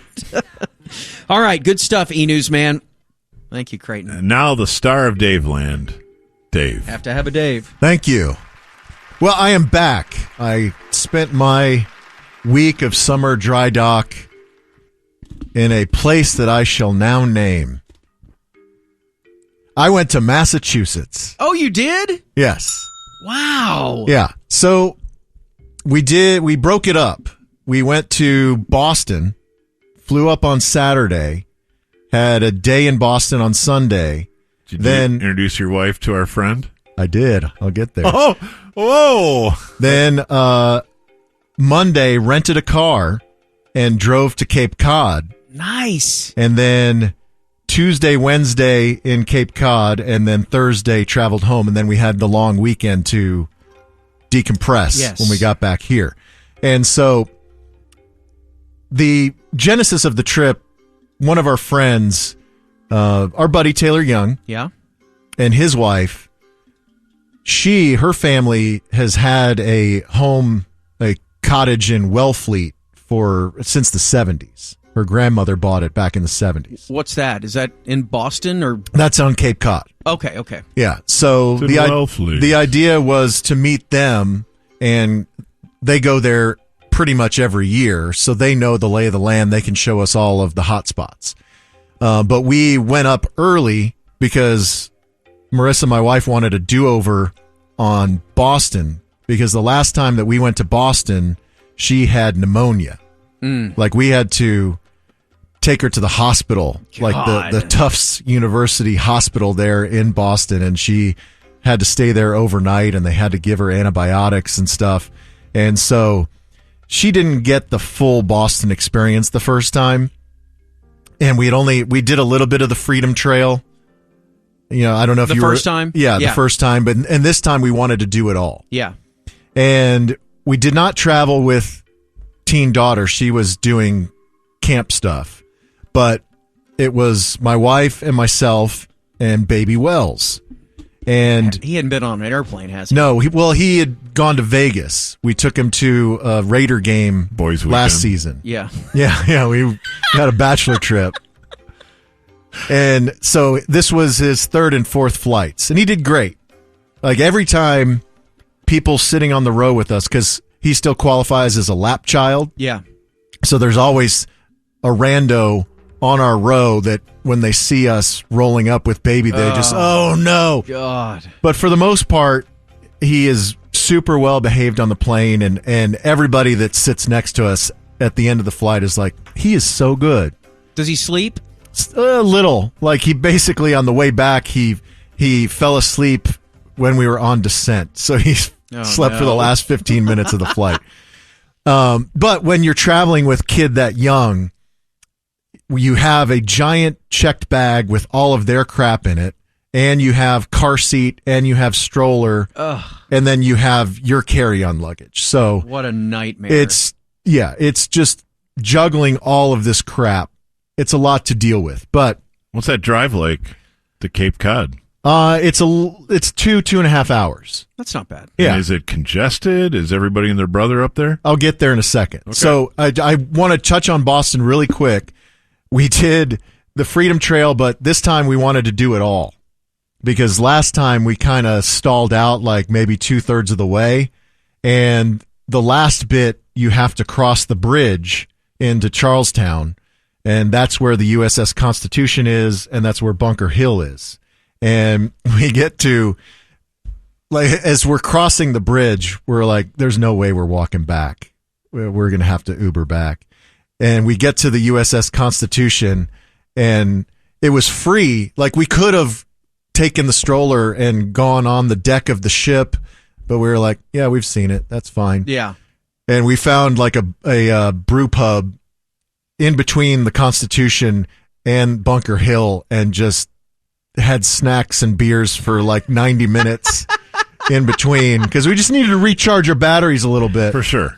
But it was great. We had a good time, and we did begin our day on Sunday with North Street Grill. Now you're talking. The morning of any tennis major final, right? Yeah, you have to go there. Well, this was the week before, so it wasn't Wimbledon final. It was probably quarters or something. Okay. But I booked it. Was it good again? I booked it like 6 weeks in advance, and it was so good. We ordered way too much food, but she was blown away by it. And I did ask, I said, have you guys had people coming in here from Dallas saying that they heard about it on a radio show from Dallas? And she was like, yeah, I guess so. And I was like, well, I'm on that show. I don't, I just wanted to say hi. Can I have a free omelet? omelet? And she was like, oh, okay, great. That's awesome. And then go sit down, sir. Yeah. I'll get you finish your meal. Your then crab turn that table. Manager comes over. Are you harassing one of our waitresses? The crab omelet and banana bourbon French toast. Yeah, I did not do crab omelet. I think I did. I did the caprese omelet with prosciutto. You can't lose. It was wonderful. It's all good. But we also did the side order of the banana bourbon French toast. Had to. Man. So yes, the next day I rent a car, and it's about a 2.5 hour drive to our final destination, which was Provincetown. So if you are not familiar with Cape Cod, Good weather, by the way, in Boston? a little bit rainy, Okay. but not bad. Not hot or anything. No, it was probably high 80s, low 90s at the hottest. I mean, when we were walking, You could feel it. when we were walking the Freedom Trail, we were definitely Yeah. sweating.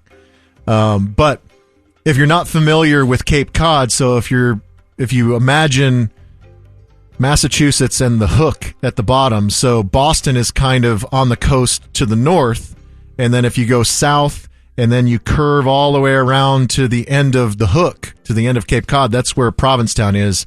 The locals call it P-Town. Okay. And that's where we were staying.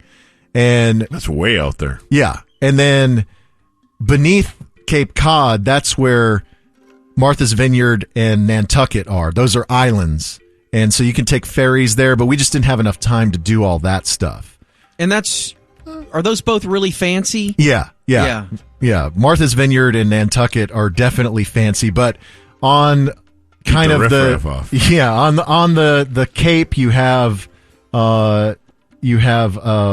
Hyannis. Yeah, That's where Hyannisport. the Kennedys are from. You have Chatham, you have Wellfleet, and then you have P-Town. And so we stayed at P-Town, which is maybe 20... You didn't stay with Taylor at their house? No, because they don't have AC, and that's a deal breaker. Oh, really? Yeah. And we did go over to their house a few times and hang out, but there's no way. Sounds a that lot we cheaper. Could, there's no way, but there's no way we could sleep there. And my Yeah. wife was paying, so. Okay, good. Yeah, she made this happen, so points to her, full Yeah. points to her. But Wellfleet is maybe 20 minutes from P-Town. And Wellfleet is smaller than P-Town. P-Town reminds me kind of a little bit in a way of Key West. It's much smaller, but it has a main drag of tons of shops and restaurants and bars, and it's incredibly gay. Oh, okay. So is that where the pictures came from? Yes. Yeah. So that was taken from one of the restaurants looking out into the harbor, and I sent you guys a picture of somebody's boat that was tied off on a buoy out in the harbor, and they had a giant rainbow flag off the back of the boat. Right. We told Dave he needed to bang that boat. Yeah. So the thing about P-Town is that it is incredibly gay, a lot of drag shows, lot of rainbow flags everywhere. And it also has Portuguese heritage, as do I. So that was the joke, is that I should feel totally at home. Yeah. Because did you? I'm Portuguese and gay. Yeah. Well, so here's the deal. I don't know what's going on. One, I don't know what I'm doing with my hair. Mm-hmm. I'm kind of trying to grow it out, but it's not really working. And in the humidity, because you're on the coast and it rains every day, it's a different kind of beach vacation. You're not laying out. It's not, It's sun sunny soaked. and 95. Yeah. And yeah. It's more like you're going to restaurant, and if you wanted to hike or kayak or do that kind of thing, you could, but we didn't have tons of time, and we just wanted to eat tons of good food. Yeah. And should be the goal in every vacation. Lobster and oysters and all of the fresh seafood that you could imagine. And so my hair was getting really wavy, curly, and I looked terrible. And I feel like I am officially in my midlife crisis, because I've lost it to the point where it's been at least a decade before a girl would look at me. Yeah. Like that door was shut a long time ago. Random girl does not check me out. Random girl does not chat me up if I'm alone at the bar. Yeah. That ship has sailed. But now I'm to the point where gays don't even look at me. Oh, Dave. And when I was lamenting that fact to my wife and our friends, they're like, well, we need to schedule it different next time, because this week is Bear Week in P-Town. What does that mean? Gay bears. Yeah, but there's an official week? Yeah. It's an official week where all the bears converge on P-Town. All of the husky, hairy gays, they party in P-Town this week. You definitely and I missed it. I missed it by a week. You could have scored one of those guys. Yeah. They would have looked at you. Two things to touch on before we wrap it up. One is because there are so many gays, there was a moment where Taylor and we were outside a shop, and the girls were in there buying souvenirs, sweatshirts, or whatever. And so we were out on the sidewalk with Wells, and I think maybe Wells was sleeping, and so I was going to take a picture of Wells and send it to my daughter. And so this woman comes up, and she says, "Oh, do you want me to get a picture with all three of you?" She thought Wells was Taylor and my gaby. Yes. Yeah. Perfect. Gaby. That's not what they're called, Dave. And I was like, no, our wives are inside. Yeah. We have chicks. You know, I just banged one of them this morning. Super hot. Just to let you know. Yeah, I'm so horny for girls right now. But the highlight to me of the entire trip was there's a place. It's not in Wellfleet. It's kind of on the other side of the Cape from Wellfleet. It's the shirt I'm wearing. It's called the Beachcomber. Yeah. And so it's a very famous restaurant / bar / beach club. They have a white sandy beach that is a huge drop off. Like you have to hike down and the hike back up, especially if you're carrying crap, Brutal. which we weren't. Oh my God, it's so brutal. You know what I mean? There's people carrying chairs and coolers. I'm like, how I would die. I was just carrying a baby or a gaby. But the Beachcomber, it's great because, you know, they have all of the frozen drinks. You know, when even though it's not a typical beach vacation like, you know, hot tropical beach, you have the Mai Tais, you have the pina coladas, the margaritas, the mudslides, all of those things. I gained like 10 pounds in the week because of all of the alcohol and food that we ate. Yeah. But the cool thing about Beachcomber is that it's also a live music venue. And that they do get random big acts to come in there. Like they've had Weezer play there. Oh wow! How big is it? I mean, it's like if you took all the tables out, because the table that we sat at was on the stage. So if they clear everything out, it would probably be, I don't know, about the size of Club Dada or something like that. Yeah, it's not big, but like Ween has played there. Bob Mould has played there.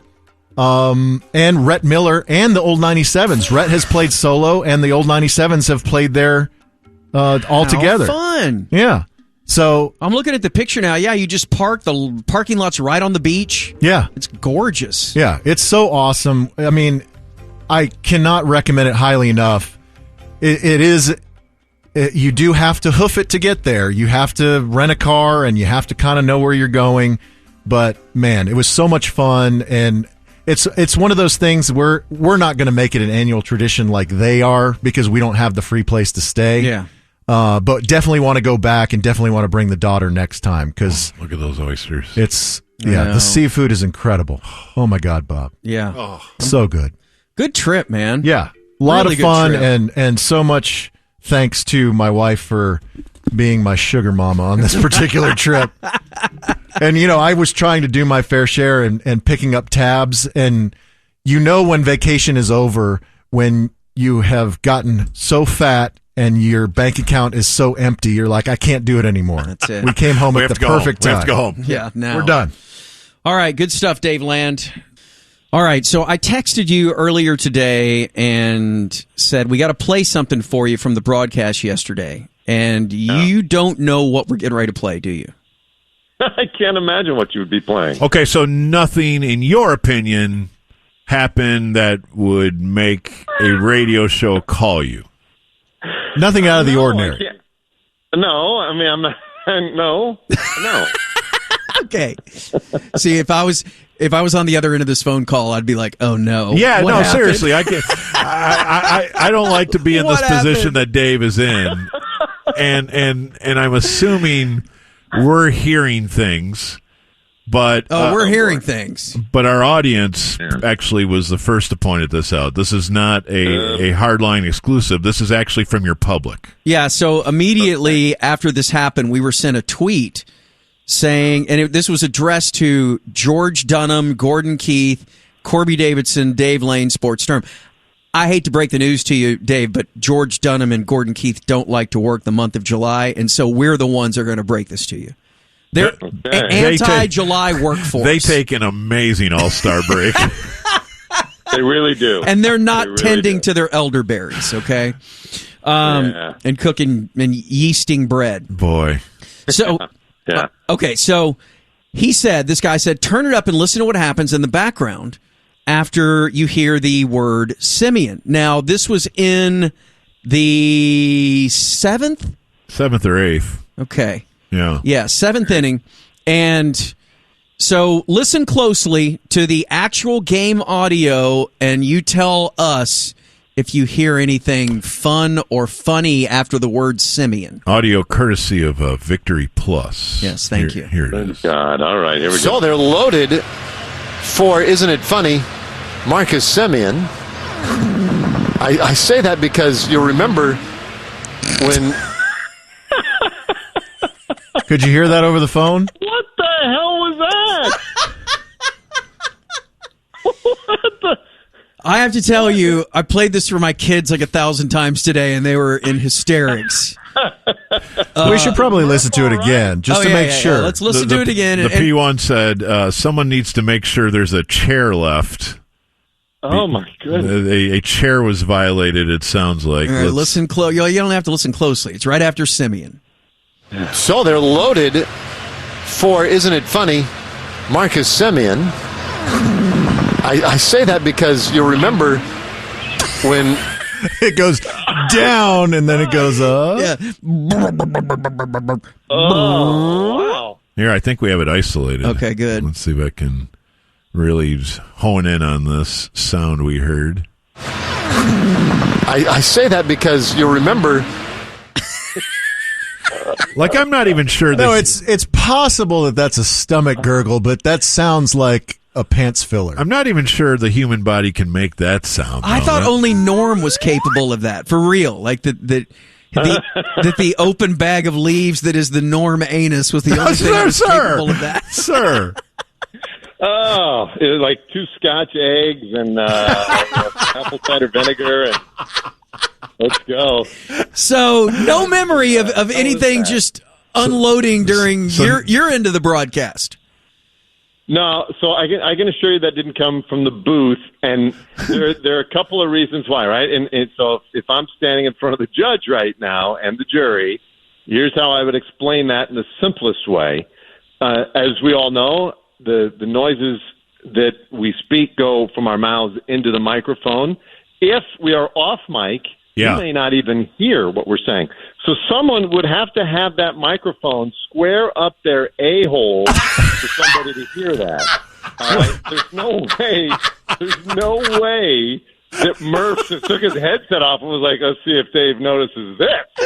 Now, Wait, is it Murph has his headset down? What a prank. I will say this, like, you know, as always, if we want to introduce reasonable doubt, Emily Jones was working the series. She was downfield side, and I didn't have eyes on her at the moment. Okay, all right. Was Boach mic'd up in the dugout? No, he was not mic'd up. The beginning of that sound does almost sound like a NASCAR kind of. Yes, I thought that something. I thought it might sound like an interstitial, or sometimes when the cameras change, they have a cutesy little sound that sounds like a spaceship or something. That it doesn't sound like a traditional example of flatulence. Is what play we're it one getting more at. time. Okay, all right. So they're loaded for, isn't it funny, Marcus Simeon. I say that because you'll remember when... Maybe that is the Ranger Sports Network, like, new sound effect for the graphics package. I hope not. It could be. Or Maybe that was the first half of the season being flushed. Now, we did hear Victory Plus was going to be putting microphones everywhere. That's so true. Just All right, keep that in mind. is this, Dave, without just kind of telling you we wanted to play something and then giving you a warning or whatever? Is this best case scenario of something we could? Okay, good. I thought so too. Oh my God, yeah, because I feel like I've got plausible deniability. Number one, because I was speaking. Yeah, I was speaking. My microphone was by my mouth, so like that it clearly was not me. Now Murph, mysteriously silent there. That's right. That's right. And Emily, again off camera. Who knows? Yeah. So at least I'm safe in that scenario. Yeah. But I'm also very confident it was neither of them. So. All right. Well, we're gonna. What a mystery. We'll send you the clip. We'll text you the clip, and you can play it for everybody over there at Victory Plus Central and see if they have anything. See if to you say can get about to the it. bottom of this. Yeah, Bottom. There's time during the All-Star break. Way to go, Dave. For a full fart investigation at Victory Plus if you guys want to circle back with your findings. Oh man, yeah, we will. I am tickled pink that I got to hear that today, and it does give me something to do for the next few days. There you go. Beautiful. There you go. All right, Dave. Patreon.com/sportsgreek. Good job, Creighton. Here's Dave. Well, before we get to fun stories, one bit of tragedy this morning that may have affected some of the P1s in their morning commute, as there was a car that ended up going the wrong way on 114 this morning. Police received multiple calls regarding a wrong way driver on 114 about 2:50 in the morning. Not a good time to be going the wrong way for anyone. No. So the driver was headed west in the eastbound lanes near Esther's Road, and their vehicle collided head-on with another vehicle, and both drivers died in the collision. Oh, my gosh. And so that stretch of 114 was completely shut down for hours this morning. They were routing people off the highway at Freeport Parkway and then back on after Esther's Road. And it was all throughout rush hour. It took several hours for them to clean up the scene and eventually get those lanes reopened. But if you were having trouble in your commute on 114 this morning, that was the reason. So. And another argument for sneak onto that HOV and stay out of... That's true. You can't get on that coming the other way. I don't think that the express lane reaches that Esther's. You know what? You might be right. Yeah. Well, no. I think it does.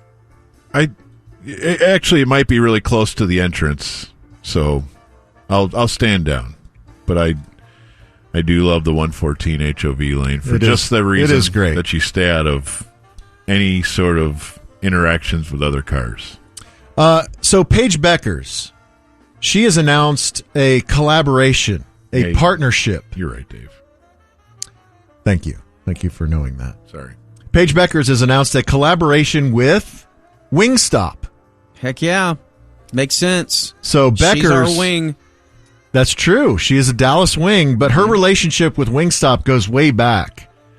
Well, I guess not way back because... Like 3 months? Yeah, but because UConn just won the national championship just a few months ago. But she has long been a fan of Wingstop. And all the kids are, Dave. Yeah, my daughter loves Wingstop. But when UConn won the Natty, she celebrated by ordering $540 worth of wings for she and her teammates. And she says that she orders Wingstop at least 5 times a week. That's what I'm talking about. And do we believe that? I mean, I know she's now in. Yeah, she's in her Wingstop back pocket. So right, her schedule. Big Wingstop. Her schedule probably doesn't allow her 5 times a week. But I mean, she's an elite athlete. She's working out. It's protein. It's not like... Indeed, it is. It's not like she is totally sabotaging her diet. And so, but she, as part of this partnership, has a spot on the menu. It's only for a limited time, but if you order through the app or on the website, wingstop.com, you can order a Paige Beckers flavor lineup. And so she says that this is her typical order, her go-to order. Okay. 6 OG hot classic wings, 6 hickory smoked barbecue boneless wings, 2 garlic parmesan crispy tenders, 1 large seasoned fries, and 2 ranch dips. I'm not sure that she's crushing that all in one sitting. She's what is Paige? She's 5'10", 5'11". Yeah, she's about your height. Yeah, and so one. She could so smoke you, dude. What? She would smoke you out there. Doing what? Basketball. Oh, okay. Okay, yeah. You idiots. 6 foot 140. It says she's not 6 foot. 6 foot 141. 140. Yeah, I could see that. Yeah. You think she weighs 140? She looks thinner than that, but she's tall. I mean, but she's, Yeah. muscular. Yeah. Didn't she tower over you in our picture? No, she didn't. I mean, she was wearing her basketball shoes. She gave you the "you're too small" Oh, thing. you're so cute. So tiny. Whether or not she actually wrote this herself or it was written for her, but in her press statement she says, Wingstop has always been part of my routine. Whether it's late night craving or a big win on the court, Wingstop hits every time. Okay. Is that their slogan? I don't know what their slogan is. By the way, do you know what she was making at UConn? As NIL? Yeah. I don't know. So apparently, couple million? She's they pay him $100,000 or something like that to play in the WNBA plus whatever she's getting from Wingstop and the like. But they said she was making right at $2 million last year at UConn. Dang. Yeah. That's a lot of wings. She had, it is. I'm not sure she was using it all on wings. Can you just pay me in wings? She had a partnership that allowed her to create her own custom shoes. She was in partnership with a hair dye company. She was the top earning female athlete in 2024 in college. Bose, she does Bose speakers. Oh, like headphones, yeah. Yeah. CeraVe. Yeah, like the lotion the and Michael Cera face cream. Yeah, the face scrub and moisturizer. Right. Epic Games, which is Fortnite. Gatorade, which is a drink. I don't know if you guys know that. Thank you. Yeah. Google Chrome. Intuit. Madison Reed. What is Madison Reed? Hair care. All right. Panini. Hey. That's the trading cards? I thought it was or sandwich. the sandwiches. Yeah, I think it's sandwich. And Nike. So she's doing okay. Yeah. She's doing great. Yeah. You know who else is doing great? There is a hot relationship rumor that evidently isn't a rumor anymore. Dude, this is awesome. Your own Dallas Maverick, Klay Thompson, has evidently gone Instagram official with Megan Thee Stallion. Yes. This is going to be such a great season. We're going to have Megan Thee Stallion at our games. So Klay Thompson was in the Bahamas on vacation, and he shared a reel or a carousel of photos on Instagram. Well, first off, she posted something, and he was in the background across the pool, like reading a magazine or something, and my kids came running in, and they're like, dude, everyone says this is Klay. Right. But he was far enough away to where you really couldn't tell. He's blurry in the background. Yeah, but this, and then he posted this, though. Yeah, so he posts a photo, and one of the photos, his face is partially obscured, but he's kissing a woman who's facing away from the camera, but keen observers said that that's definitely Megan Thee Stallion. And it was evidently a hard launch of their relationship because, as you said, she also posted in the same place in the Bahamas, and it showed Klay in the background. And on... Klay needs this. Klay just lost his dog. Did he? That bulldog that he's had for the last 12 or 13 years. Yeah. I wasn't aware. He needs Megan. And so his post on Instagram, Klay's post, in 48 hours got over 1 million likes and many comments from current and former teammates, including Draymond Green, who just wrote "Killa."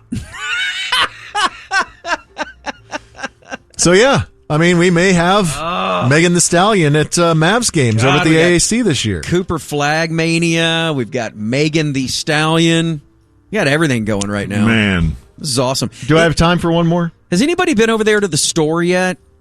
because we're right here, by the American Airlines Center. Has anybody wandered over there to see what the Cooper Flag merch looks like and how much of it is actually in that store? I have not yet. Compared to This Kyrie is and a story AD? for you to suss out tomorrow. I think I will suss that out tomorrow.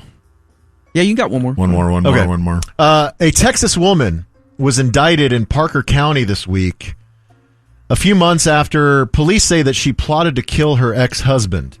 Her name, Pamela Jean Stanley, 63 years old. She's too old to be killing people. Was from Coleman, Texas. She was arrested on May 30th, and she was charged, I guess this was the end of last week, she was charged with solicitation to commit murder and attempted murder.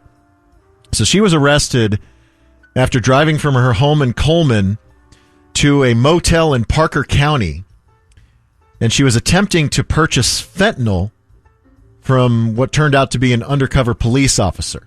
Now, what was she going to do with the fentanyl? Shove it in his coffee? Close. She was recorded telling an acquaintance that she was looking to buy fentanyl and inject it into a box of high-end chocolates to send to her ex-husband. That she planned to disguise the box as though it was sent from a travel agency as a gift celebrating her ex's recent engagement, that he is about to get remarried. And so that the box was a gift from this travel agency, and there was going to be a honeymoon incentive offer included. So she had this elaborate thing. Like, Was she going to kill both of them? I mean, I guess she was hoping so. Yeah. And so, yeah, this box was going to be laced with fentanyl, and then have this fake offer for, if you book your honeymoon with us, we'll give you $100 off and enjoy these free chocolates. Hope you don't die. So she must know that he loves chocolates. Like Sally could do that to you, for sure. Oh, I doubt it. She would dose your ice cream in a second. I'm making amazing eating choices these days. She can't get me. Before all that, Yeah. it definitely After you make your goal weight. you would be the easiest guy to kill with You don't know that. fentanyl laced food. Yeah, we can kill you in Oxnard if we want to. There's no doubt. Try. It'll be like Jack Black and when he had the heroin addiction and Tropic Thunder, the big giant pile of heroin just sitting there. Like Bob just put a thing of donuts right in front of him or cookies, and he's just all in. Yeah, so her trial is set for October. And that's your Community Quick Hits on a Monday. All right. Do you want to quick hit the Musers thing, or do you want to just ignore it? We're totally fine. As you know, I have nothing to do. Absolutely nothing. Okay. Well, a lot of people have just asked us about it when it happened, so yeah. Obviously on the ticket, again, 95% of the people, I don't know how many percent. We do meet people more and more that are like, I didn't listen to the ticket, but I just don't think that's a lot. Right. It's kind of like, I've been wondering, we do wonder, we'll get stats that say 90% of people listening are male, but then we hear from lots of females, and it's like, really? Is it 90%? Yeah. Well, I think also you don't have to really, it doesn't matter if people listen before. Like for me, when I first start listening to a new podcast, if I really like it, like I find out where they came from, even if I don't listen to all of them. So people know the story no matter when you get in. But 90% of, they say, people are listening from Texas also. Yet I get a ton of email from. Yeah, it's a. And so is this bias. Right, is this because I'm not in Texas that I'm more inclined to email? Because I'm a lady, I'm more inclined to email? Like, I can't figure these things out. It's true. Or are the stats wrong that I'm reading? Either way. Anyway, so the Musers from the ticket in Dallas, the place that, the headline might say, wouldn't let Dan and Jake podcast. And now they're having a podcast. And they're promoting it, from what I understand. They're running promos for you to download the podcast, which is a great promotional tool. If we were allowed to even pay the ticket to let us promote our podcast, that would certainly get a lot of numbers. So there's a chance that may happen, because I'm not sure there's a whole lot they can do about it. Well, in certain areas, yeah, digital marketing, but I doubt they would allow us to call Kevin Rachel and no, probably not. Buy a flight or whatever. Probably not. Although I did discount. one time contact like somebody, a Muslim friend of mine, and to see if like his mosque would call to try to buy ads when we were selling church ads. Just to see? Yeah. Did he? He never did it, huh? I mean, he passed it to who he needed to pass it to, and then they wisely were like, no. Why don't you do it and just do the voice? Gladly. Your mosque voice. Gladly, yeah. But getting a lot of emails like, hey, what do you think about this? Blah, blah, blah, blah. How come they wouldn't let you do this and all that? I do want to say that's distilling it down to way too basic of a thing. Just like, hey, we wanted to podcast. They wouldn't let us podcast. Therefore, we left. Would you agree with that? Like, I guess jump in if you disagree with anything, but that's just very too. There's way more involved in. I think the negotiation. We wouldn't be walking just because they wouldn't let us podcast. I'm going to leave this extremely well-paying job and place that we're real famous and all that. Yeah. It's kind of like what you were saying earlier about the prayers and do these words make sense? I feel like trying to describe catastrophe, crisis like that simply is impossible. And I feel like trying to describe this life event or my thought process or our collective thinking simply is impossible. There's no simple thing about it. I don't know if it's therapy me, but I just can't like succinctly say, oh, that was about this, this, and this, like bullet point. I can't do that anymore and feel good. Like everything is so nuanced and complicated that I just don't. When people ask me, how do you feel about this? Are you pissed? I'm just like, I don't know. There's a lot of stuff there, but I'm not upset. It's not and that's everything in the world, right? It's not a black and white world. There's not. Yeah, because when I start thinking about why I left or why we left, there's other things I think like, well, that sucked too. There's other things as it's gotten longer. I'm like, but I wasn't even thinking about that at the time, you know? So your own version of history even changes. Some have said to me, oh, this is happening because of you guys. Yeah, I would say that. I would say us being out here is a contributing factor because when we were there, and this, to Jake's credit, I think you were kind of leading the charge on, hey, we need to keep up with the times here. We got stuff going on out here. If I'm not mistaken, you wrote your thesis about that, just about what happened to like traditional media and mistakes made along the way, and really newspapers is a big example of looking at the internet coming and kind of dismissing it and hand-waving at it, and all of a sudden it's overtaken by it, and now they're all going out of business. Yeah, I mean the quick abstract is as everyone knows that the companies, the firms that are best positioned to handle innovation are the firms with all of the resources. They have all of the capital, but they are also beholden to produce results for that capital, so they can't take as many, quote, risks. And as you know, the threshold for how much they need to profit, it's not X percent, it's more than whatever last year was. You know what I mean? So these companies, a lot of times every time, they, instead of saying, all right, we got a profit margin like a fucking pharmaceutical company at a newspaper era, like the 25%, 30, 40% margins for newspapers, rather than saying we should be taking a percentage of that and looking at the future and planning, it's just all driven into profit. So they can't turn the ship, right? Blockbuster's too attached to their model. The newspapers are too attached to their model. Kodak is too attached to their model. When in reality, and this is what I would try to say all the time, is like, we're the ones with all the money. Fucking Locked On Mavs doesn't have any money. We have all the money. We still have time to become like the best version of the new thing before it's too late. And that is by no fault of anybody we worked with.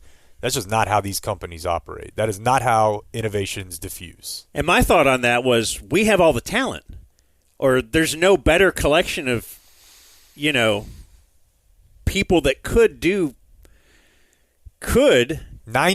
make a big imprint in the podcast world. This is way back when Bill Simmons first started. 90% of the shit that the ticket was doing in the first 15 years is things that Barstool or Simmons or whoever did after the fact. Well, And this is not a shot at Barstool. Barstool's comedy and scene is just the ticket. With guys that's what my I'd age, say. Except they made money on it. So when they have two motherfuckers sit in a ring and fight who are listeners, they charge $10 for it, and then they make X amount, and then they dump that back into the company so that they can then go buy cameras for their studio so that they can sell the ads on the video.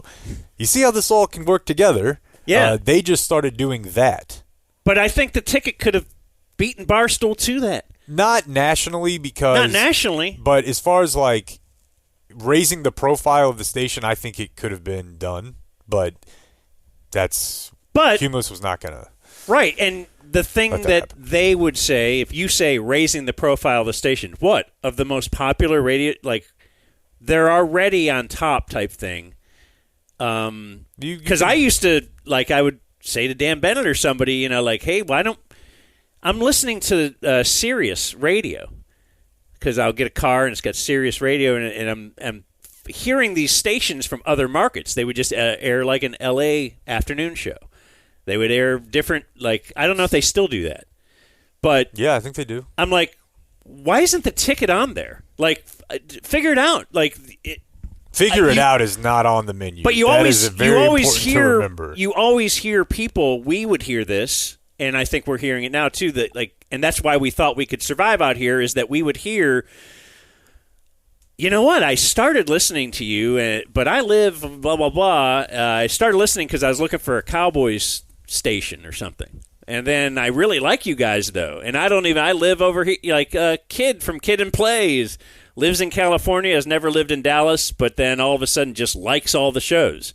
And I always thought this lineup is very strong. This could probably just be a station on Sirius, and then we could all make more money eventually. Like I was just always thinking of ways that we might end up getting some more money with no skin off their back or ours type thing. Like that is the money that you make to spend on the future. We wouldn't have to promote anything, or we wouldn't have to do any more work, really. Right.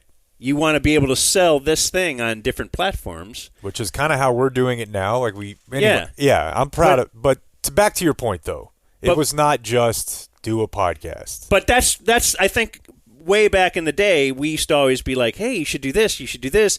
Hell, we at Bad Radio, and then the station never did it, never archived our shows, because at the time, I didn't really even know what Dropbox was. And you're like, you started producing for us, and we're like, why do you guys just like cut off certain segments and save them? What if you just saved 3 hours a day? And we're like, what do you mean? And then I held up like a pen, and I'm like, which? And I'm making a cross, and I threw water at you, and then all of a sudden we just started doing that. I liken this. I mean, it's the ticket's mindset, and you can't criticize the ticket in general just because it's number one. And when I was there, we were number one. They're number one now. They're always great. The brand is very strong, but we're the last station in America, I think, to go to FM, like a real move to FM. They had added a station, but like, hey, no, but we're strong. 1310 is still just number one, and I'll bet you they could be number one today if they stayed on 1310. But eventually went to 1310. So I always thought their mindset was always, hey, we're doing great here. This would cost more money. So I don't really want to do that. And maybe that is what you're saying was the mindset, and not just the ticket, but it's the company's mindset. And I think that's an important distinction to make. Yeah. Because they have to get sign off from the same thing. When we were negotiating our contract, we were going kind of swimming along with the people here in Dallas. Once it got up to corporate level to sign off on some of the things we were talking about, it was quickly squashed, and that's where the battle ensued.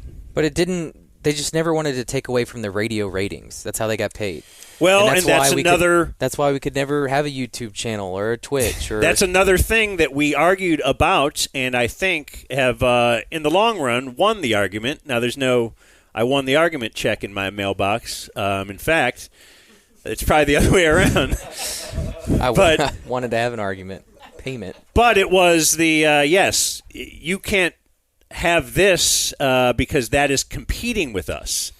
And it turns out that radio, it's basically a different platform. And Jake's argument was always, everything is competing with us. When Bob writes for The Athletic or when Bob writes for his own Substack now, that is competition because he is saying, hey, I wrote an article over there, go read it. Well, in theory, he could go read that during the Dan and Jake show, and now we're losing ratings because you weren't listening to us while you were reading Bob's article. If we did a YouTube show, well, that would be taking away from, that was their mindset of this is competition. When we ended up getting sued, and again, this is by Cumulus in general, not really the ticket, sued us. It was because we went away, and you are competing with us here. You're non-compete. That podcast is a competition, and it turned out it's not. Like, it turns out, look how well we can do. We are doing, I think, very well. Thank you. Right? Yes. I want to make sure this was a thumbs up Dan day, not a down. Oh, this is Dan. This is who Dan is. Wow, game day's really working. This is Dan moving forward, things bro. are going well. Wow. Things are going great. But yeah. So it's not really competing. No, and that I want to make sure you get through all your points because I know you thought a lot about this. But I want to move on, and there's two things I want to say, so I do want to give you your. Not like we're done. I just don't want to spend forever on this. I don't want to spend forever, and obviously we don't talk about the ticket. Yeah, I'm very hesitant to. We never do. I don't seem like a dick writer. We might have had one other show in our whole. I mean, a quick mention here or there, but that's just not.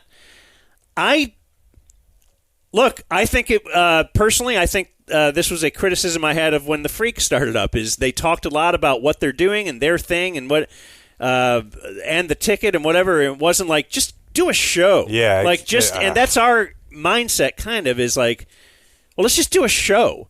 People aren't tuning in to hear about the history of you. They're kind of tuning in to hear you do a show. And that's what we try to do. Anyway, that's why even last time I teased what we're going to do this, I don't know, we're just doing a show. I don't have to talk about the Musers doing a podcast, but I've been asked enough about this that I did want to talk about it a little bit. I've seen emails from people in management there. Our people have emailed them and said, hey, why are the Musers allowed to do this? And the response would generally be hey, they were offered, this is the same thing that Dan and Jake were offered. Dan and Jake declined. I can guarantee you that it's not the same thing that Dan and Jake were offered. What does that even mean? What is the same thing? What are we? That's what I mean. When people just say shit like this. What do all those words mean? Because, again, like you started this with, there's a lot more than just hey, do a podcast and it's owned by Cumulus to and this is also, Rich, it was always told to us, you don't talk about each other's contracts. We don't do that. Illegal. Until it's somebody wants to criticize our decision for what we did behind closed doors with our contract. Then I'll talk about their contract and what they were offered. But no, there's a small part of me that saw that Cat is still doing that stuff, still doing the stuff that was whenever everybody was hitting him up during the lead up to the trial and people were getting asshole responses back. And I don't think Colin Cat's an asshole. He would tell you that. That's his whole deal. So it's odd to me that he keeps doing that. Even though everybody knows he's doing it, because seeing the asshole part is one thing, but the part where he's talking about those things, that's actually illegal. He's not allowed to do that, at least per his own rules. So, Matty B's always out there. And I just always found it interesting that they fucking keyboard fingers. We just can't talk about anybody else's. And really, within the walls of the ticket, a lot of guys were not eager to share any of their own contract details with their coworkers. Yeah, us, because I have Dan's first contract. Yeah, every one of them. I got a folder full of every document I would give Dan you has all ever of them signed. because I want to know. I want you to know what $23,000 you could feel comfortable with asking for, or what is out there. I mean, I want to know that as well, and the company doesn't want you to know that. But I do know that I have asked in the past and been very quickly dismissed of, oh, okay, you can't do this and this. Okay, what if we got a little extra vacation time? Nope. That's company policy and this and this and this. And I do know right now the Musers are taking a month-long vacation, and then they'll have another real long one at Christmas time. That's more than usual, and I am not upset about that. I think they have earned that and way more. That is the point of having number one ratings for 20 years. I don't think my run was as long, but quite a bit of good ratings, and thought, you know what? Maybe just the standard ask that the guy in Nashville gets would, we could get a little bit more because this is, and for another thing on some of the things we were looking at, things we were talking about were not out of the realm of what I knew other people had in their contracts, which I saw who worked for different companies in Dallas-Fort Worth. Yeah. So it's important to note that Cumulus was a bit of an outlier on that point. We weren't asking for, the extreme, I do know people who own their own IP.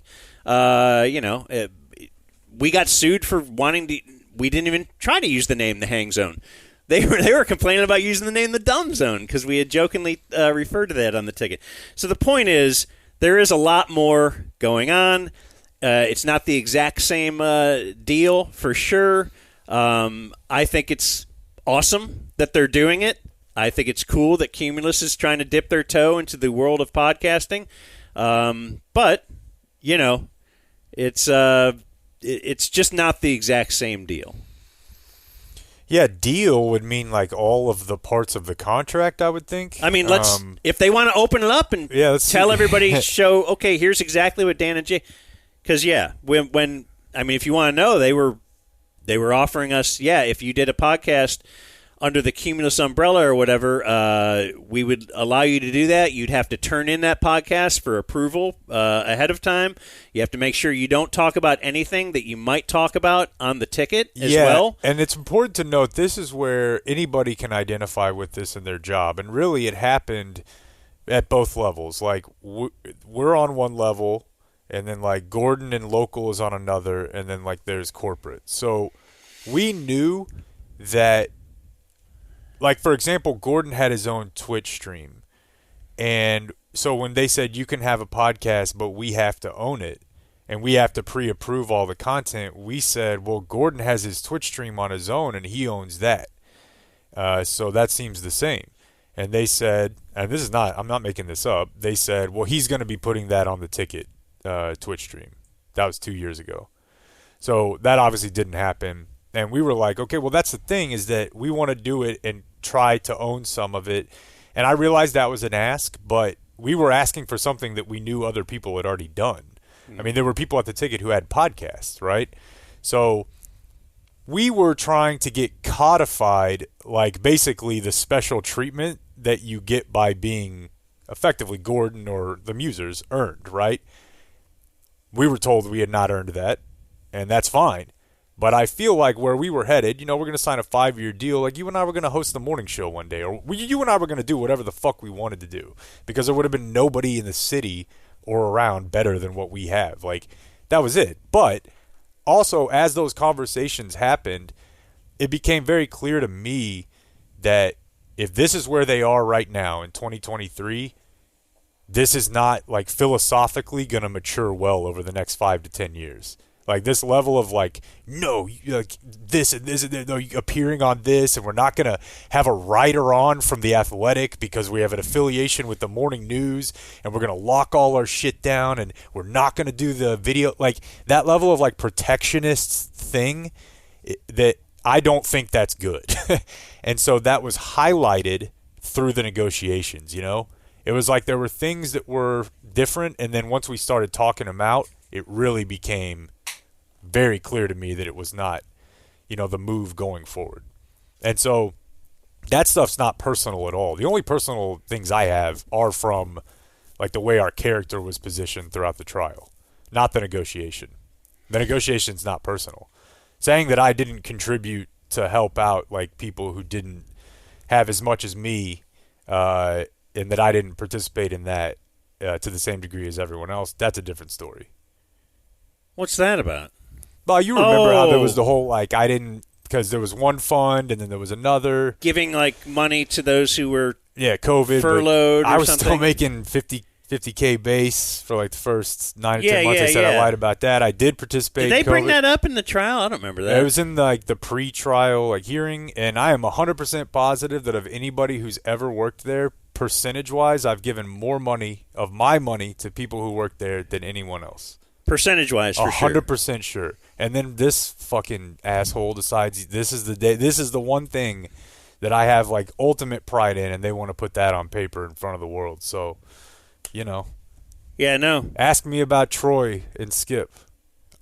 I'm not sure what. Look, we did ask. We asked for raises for our support staff, and we're told no. While on we're that. on a heater, everyone who's in support there makes more now. Yeah. Every single person. Every producer makes more. But we had asked which that. Is, of course, you're saving money on hosts. But the first thing we were told on that is, and this is a now I'm fucking back in it. I hate this shit, dude. This is pre-rehab. I fucking hate here. this, dude. But I hate it. But what we were told was, well, then that takes away from how we can help you. They and told your, me they were gonna your family, because they always throw your family in there, and they did end up approving it the very final day of negotiations. They did end up approving like a $10,000 raise for Blake, and then when we left, they offered him a $5,000 raise. That was after you guys left, I was offered the hardline job, and I knew, well, I had a $10K raise in my pocket, and to get moved to the hardline, which was drive time, an extra hour of work, I would be receiving a $5,000 raise. Not 10. Not 10. But so the whole Jake saying, you know what you're going to face for the next 10, 15, 20 years, and you might not want to go through that, that was pretty much the nail in the coffin. And again, I think it's the higher ups, but there's a little chum. There's a little. Why you do this to me? I don't want to get you mad. Well, it doesn't. It's too late now. It all doesn't matter, right? It doesn't matter, but I'm doing fucking well over here, and now I want to throw this guy through a plate glass window. Me? No. Oh no, it's all fine. Anybody. You know what though? In the end, I'm not upset right now. I think seriously, I effing love this. Yeah. I think what we're doing is awesome. I think the people, like all these people we've met, wouldn't have happened without that. You know? The Whataburger show. The summer event. I mean, doesn't that... Jake does not have a car tray with his logo and Whataburger. Or 180 others. To where little tiny baby Jake would just be so proud of. Also, like, I do talk to dudes at the ticket, like, almost. Oh, yeah, all the time. I feel like we have to give the obligatory. Like, Jub texted me when Red Panda fell. Like, no, they're all awesome. Down. I talked to. I'm like, it was a tough night. Yeah. Yeah, we're texting with dudes who were like, "Hey, I think I'll stop by the Whataburger." And you know, no, it's nothing. I'm sure that there are emotions the on people the other there. side too that could get people riled up, and I don't like. That's why I don't like. I'm not good at this. I'm good at now at not getting riled up. I'm not good at. But I do love the. Once I get there. Personally, I love the format here. I love being able to do this or that. I don't know. I love. Gotta go. So true. There's a need for it. It's 6 after, Dan. Come on. That was needed.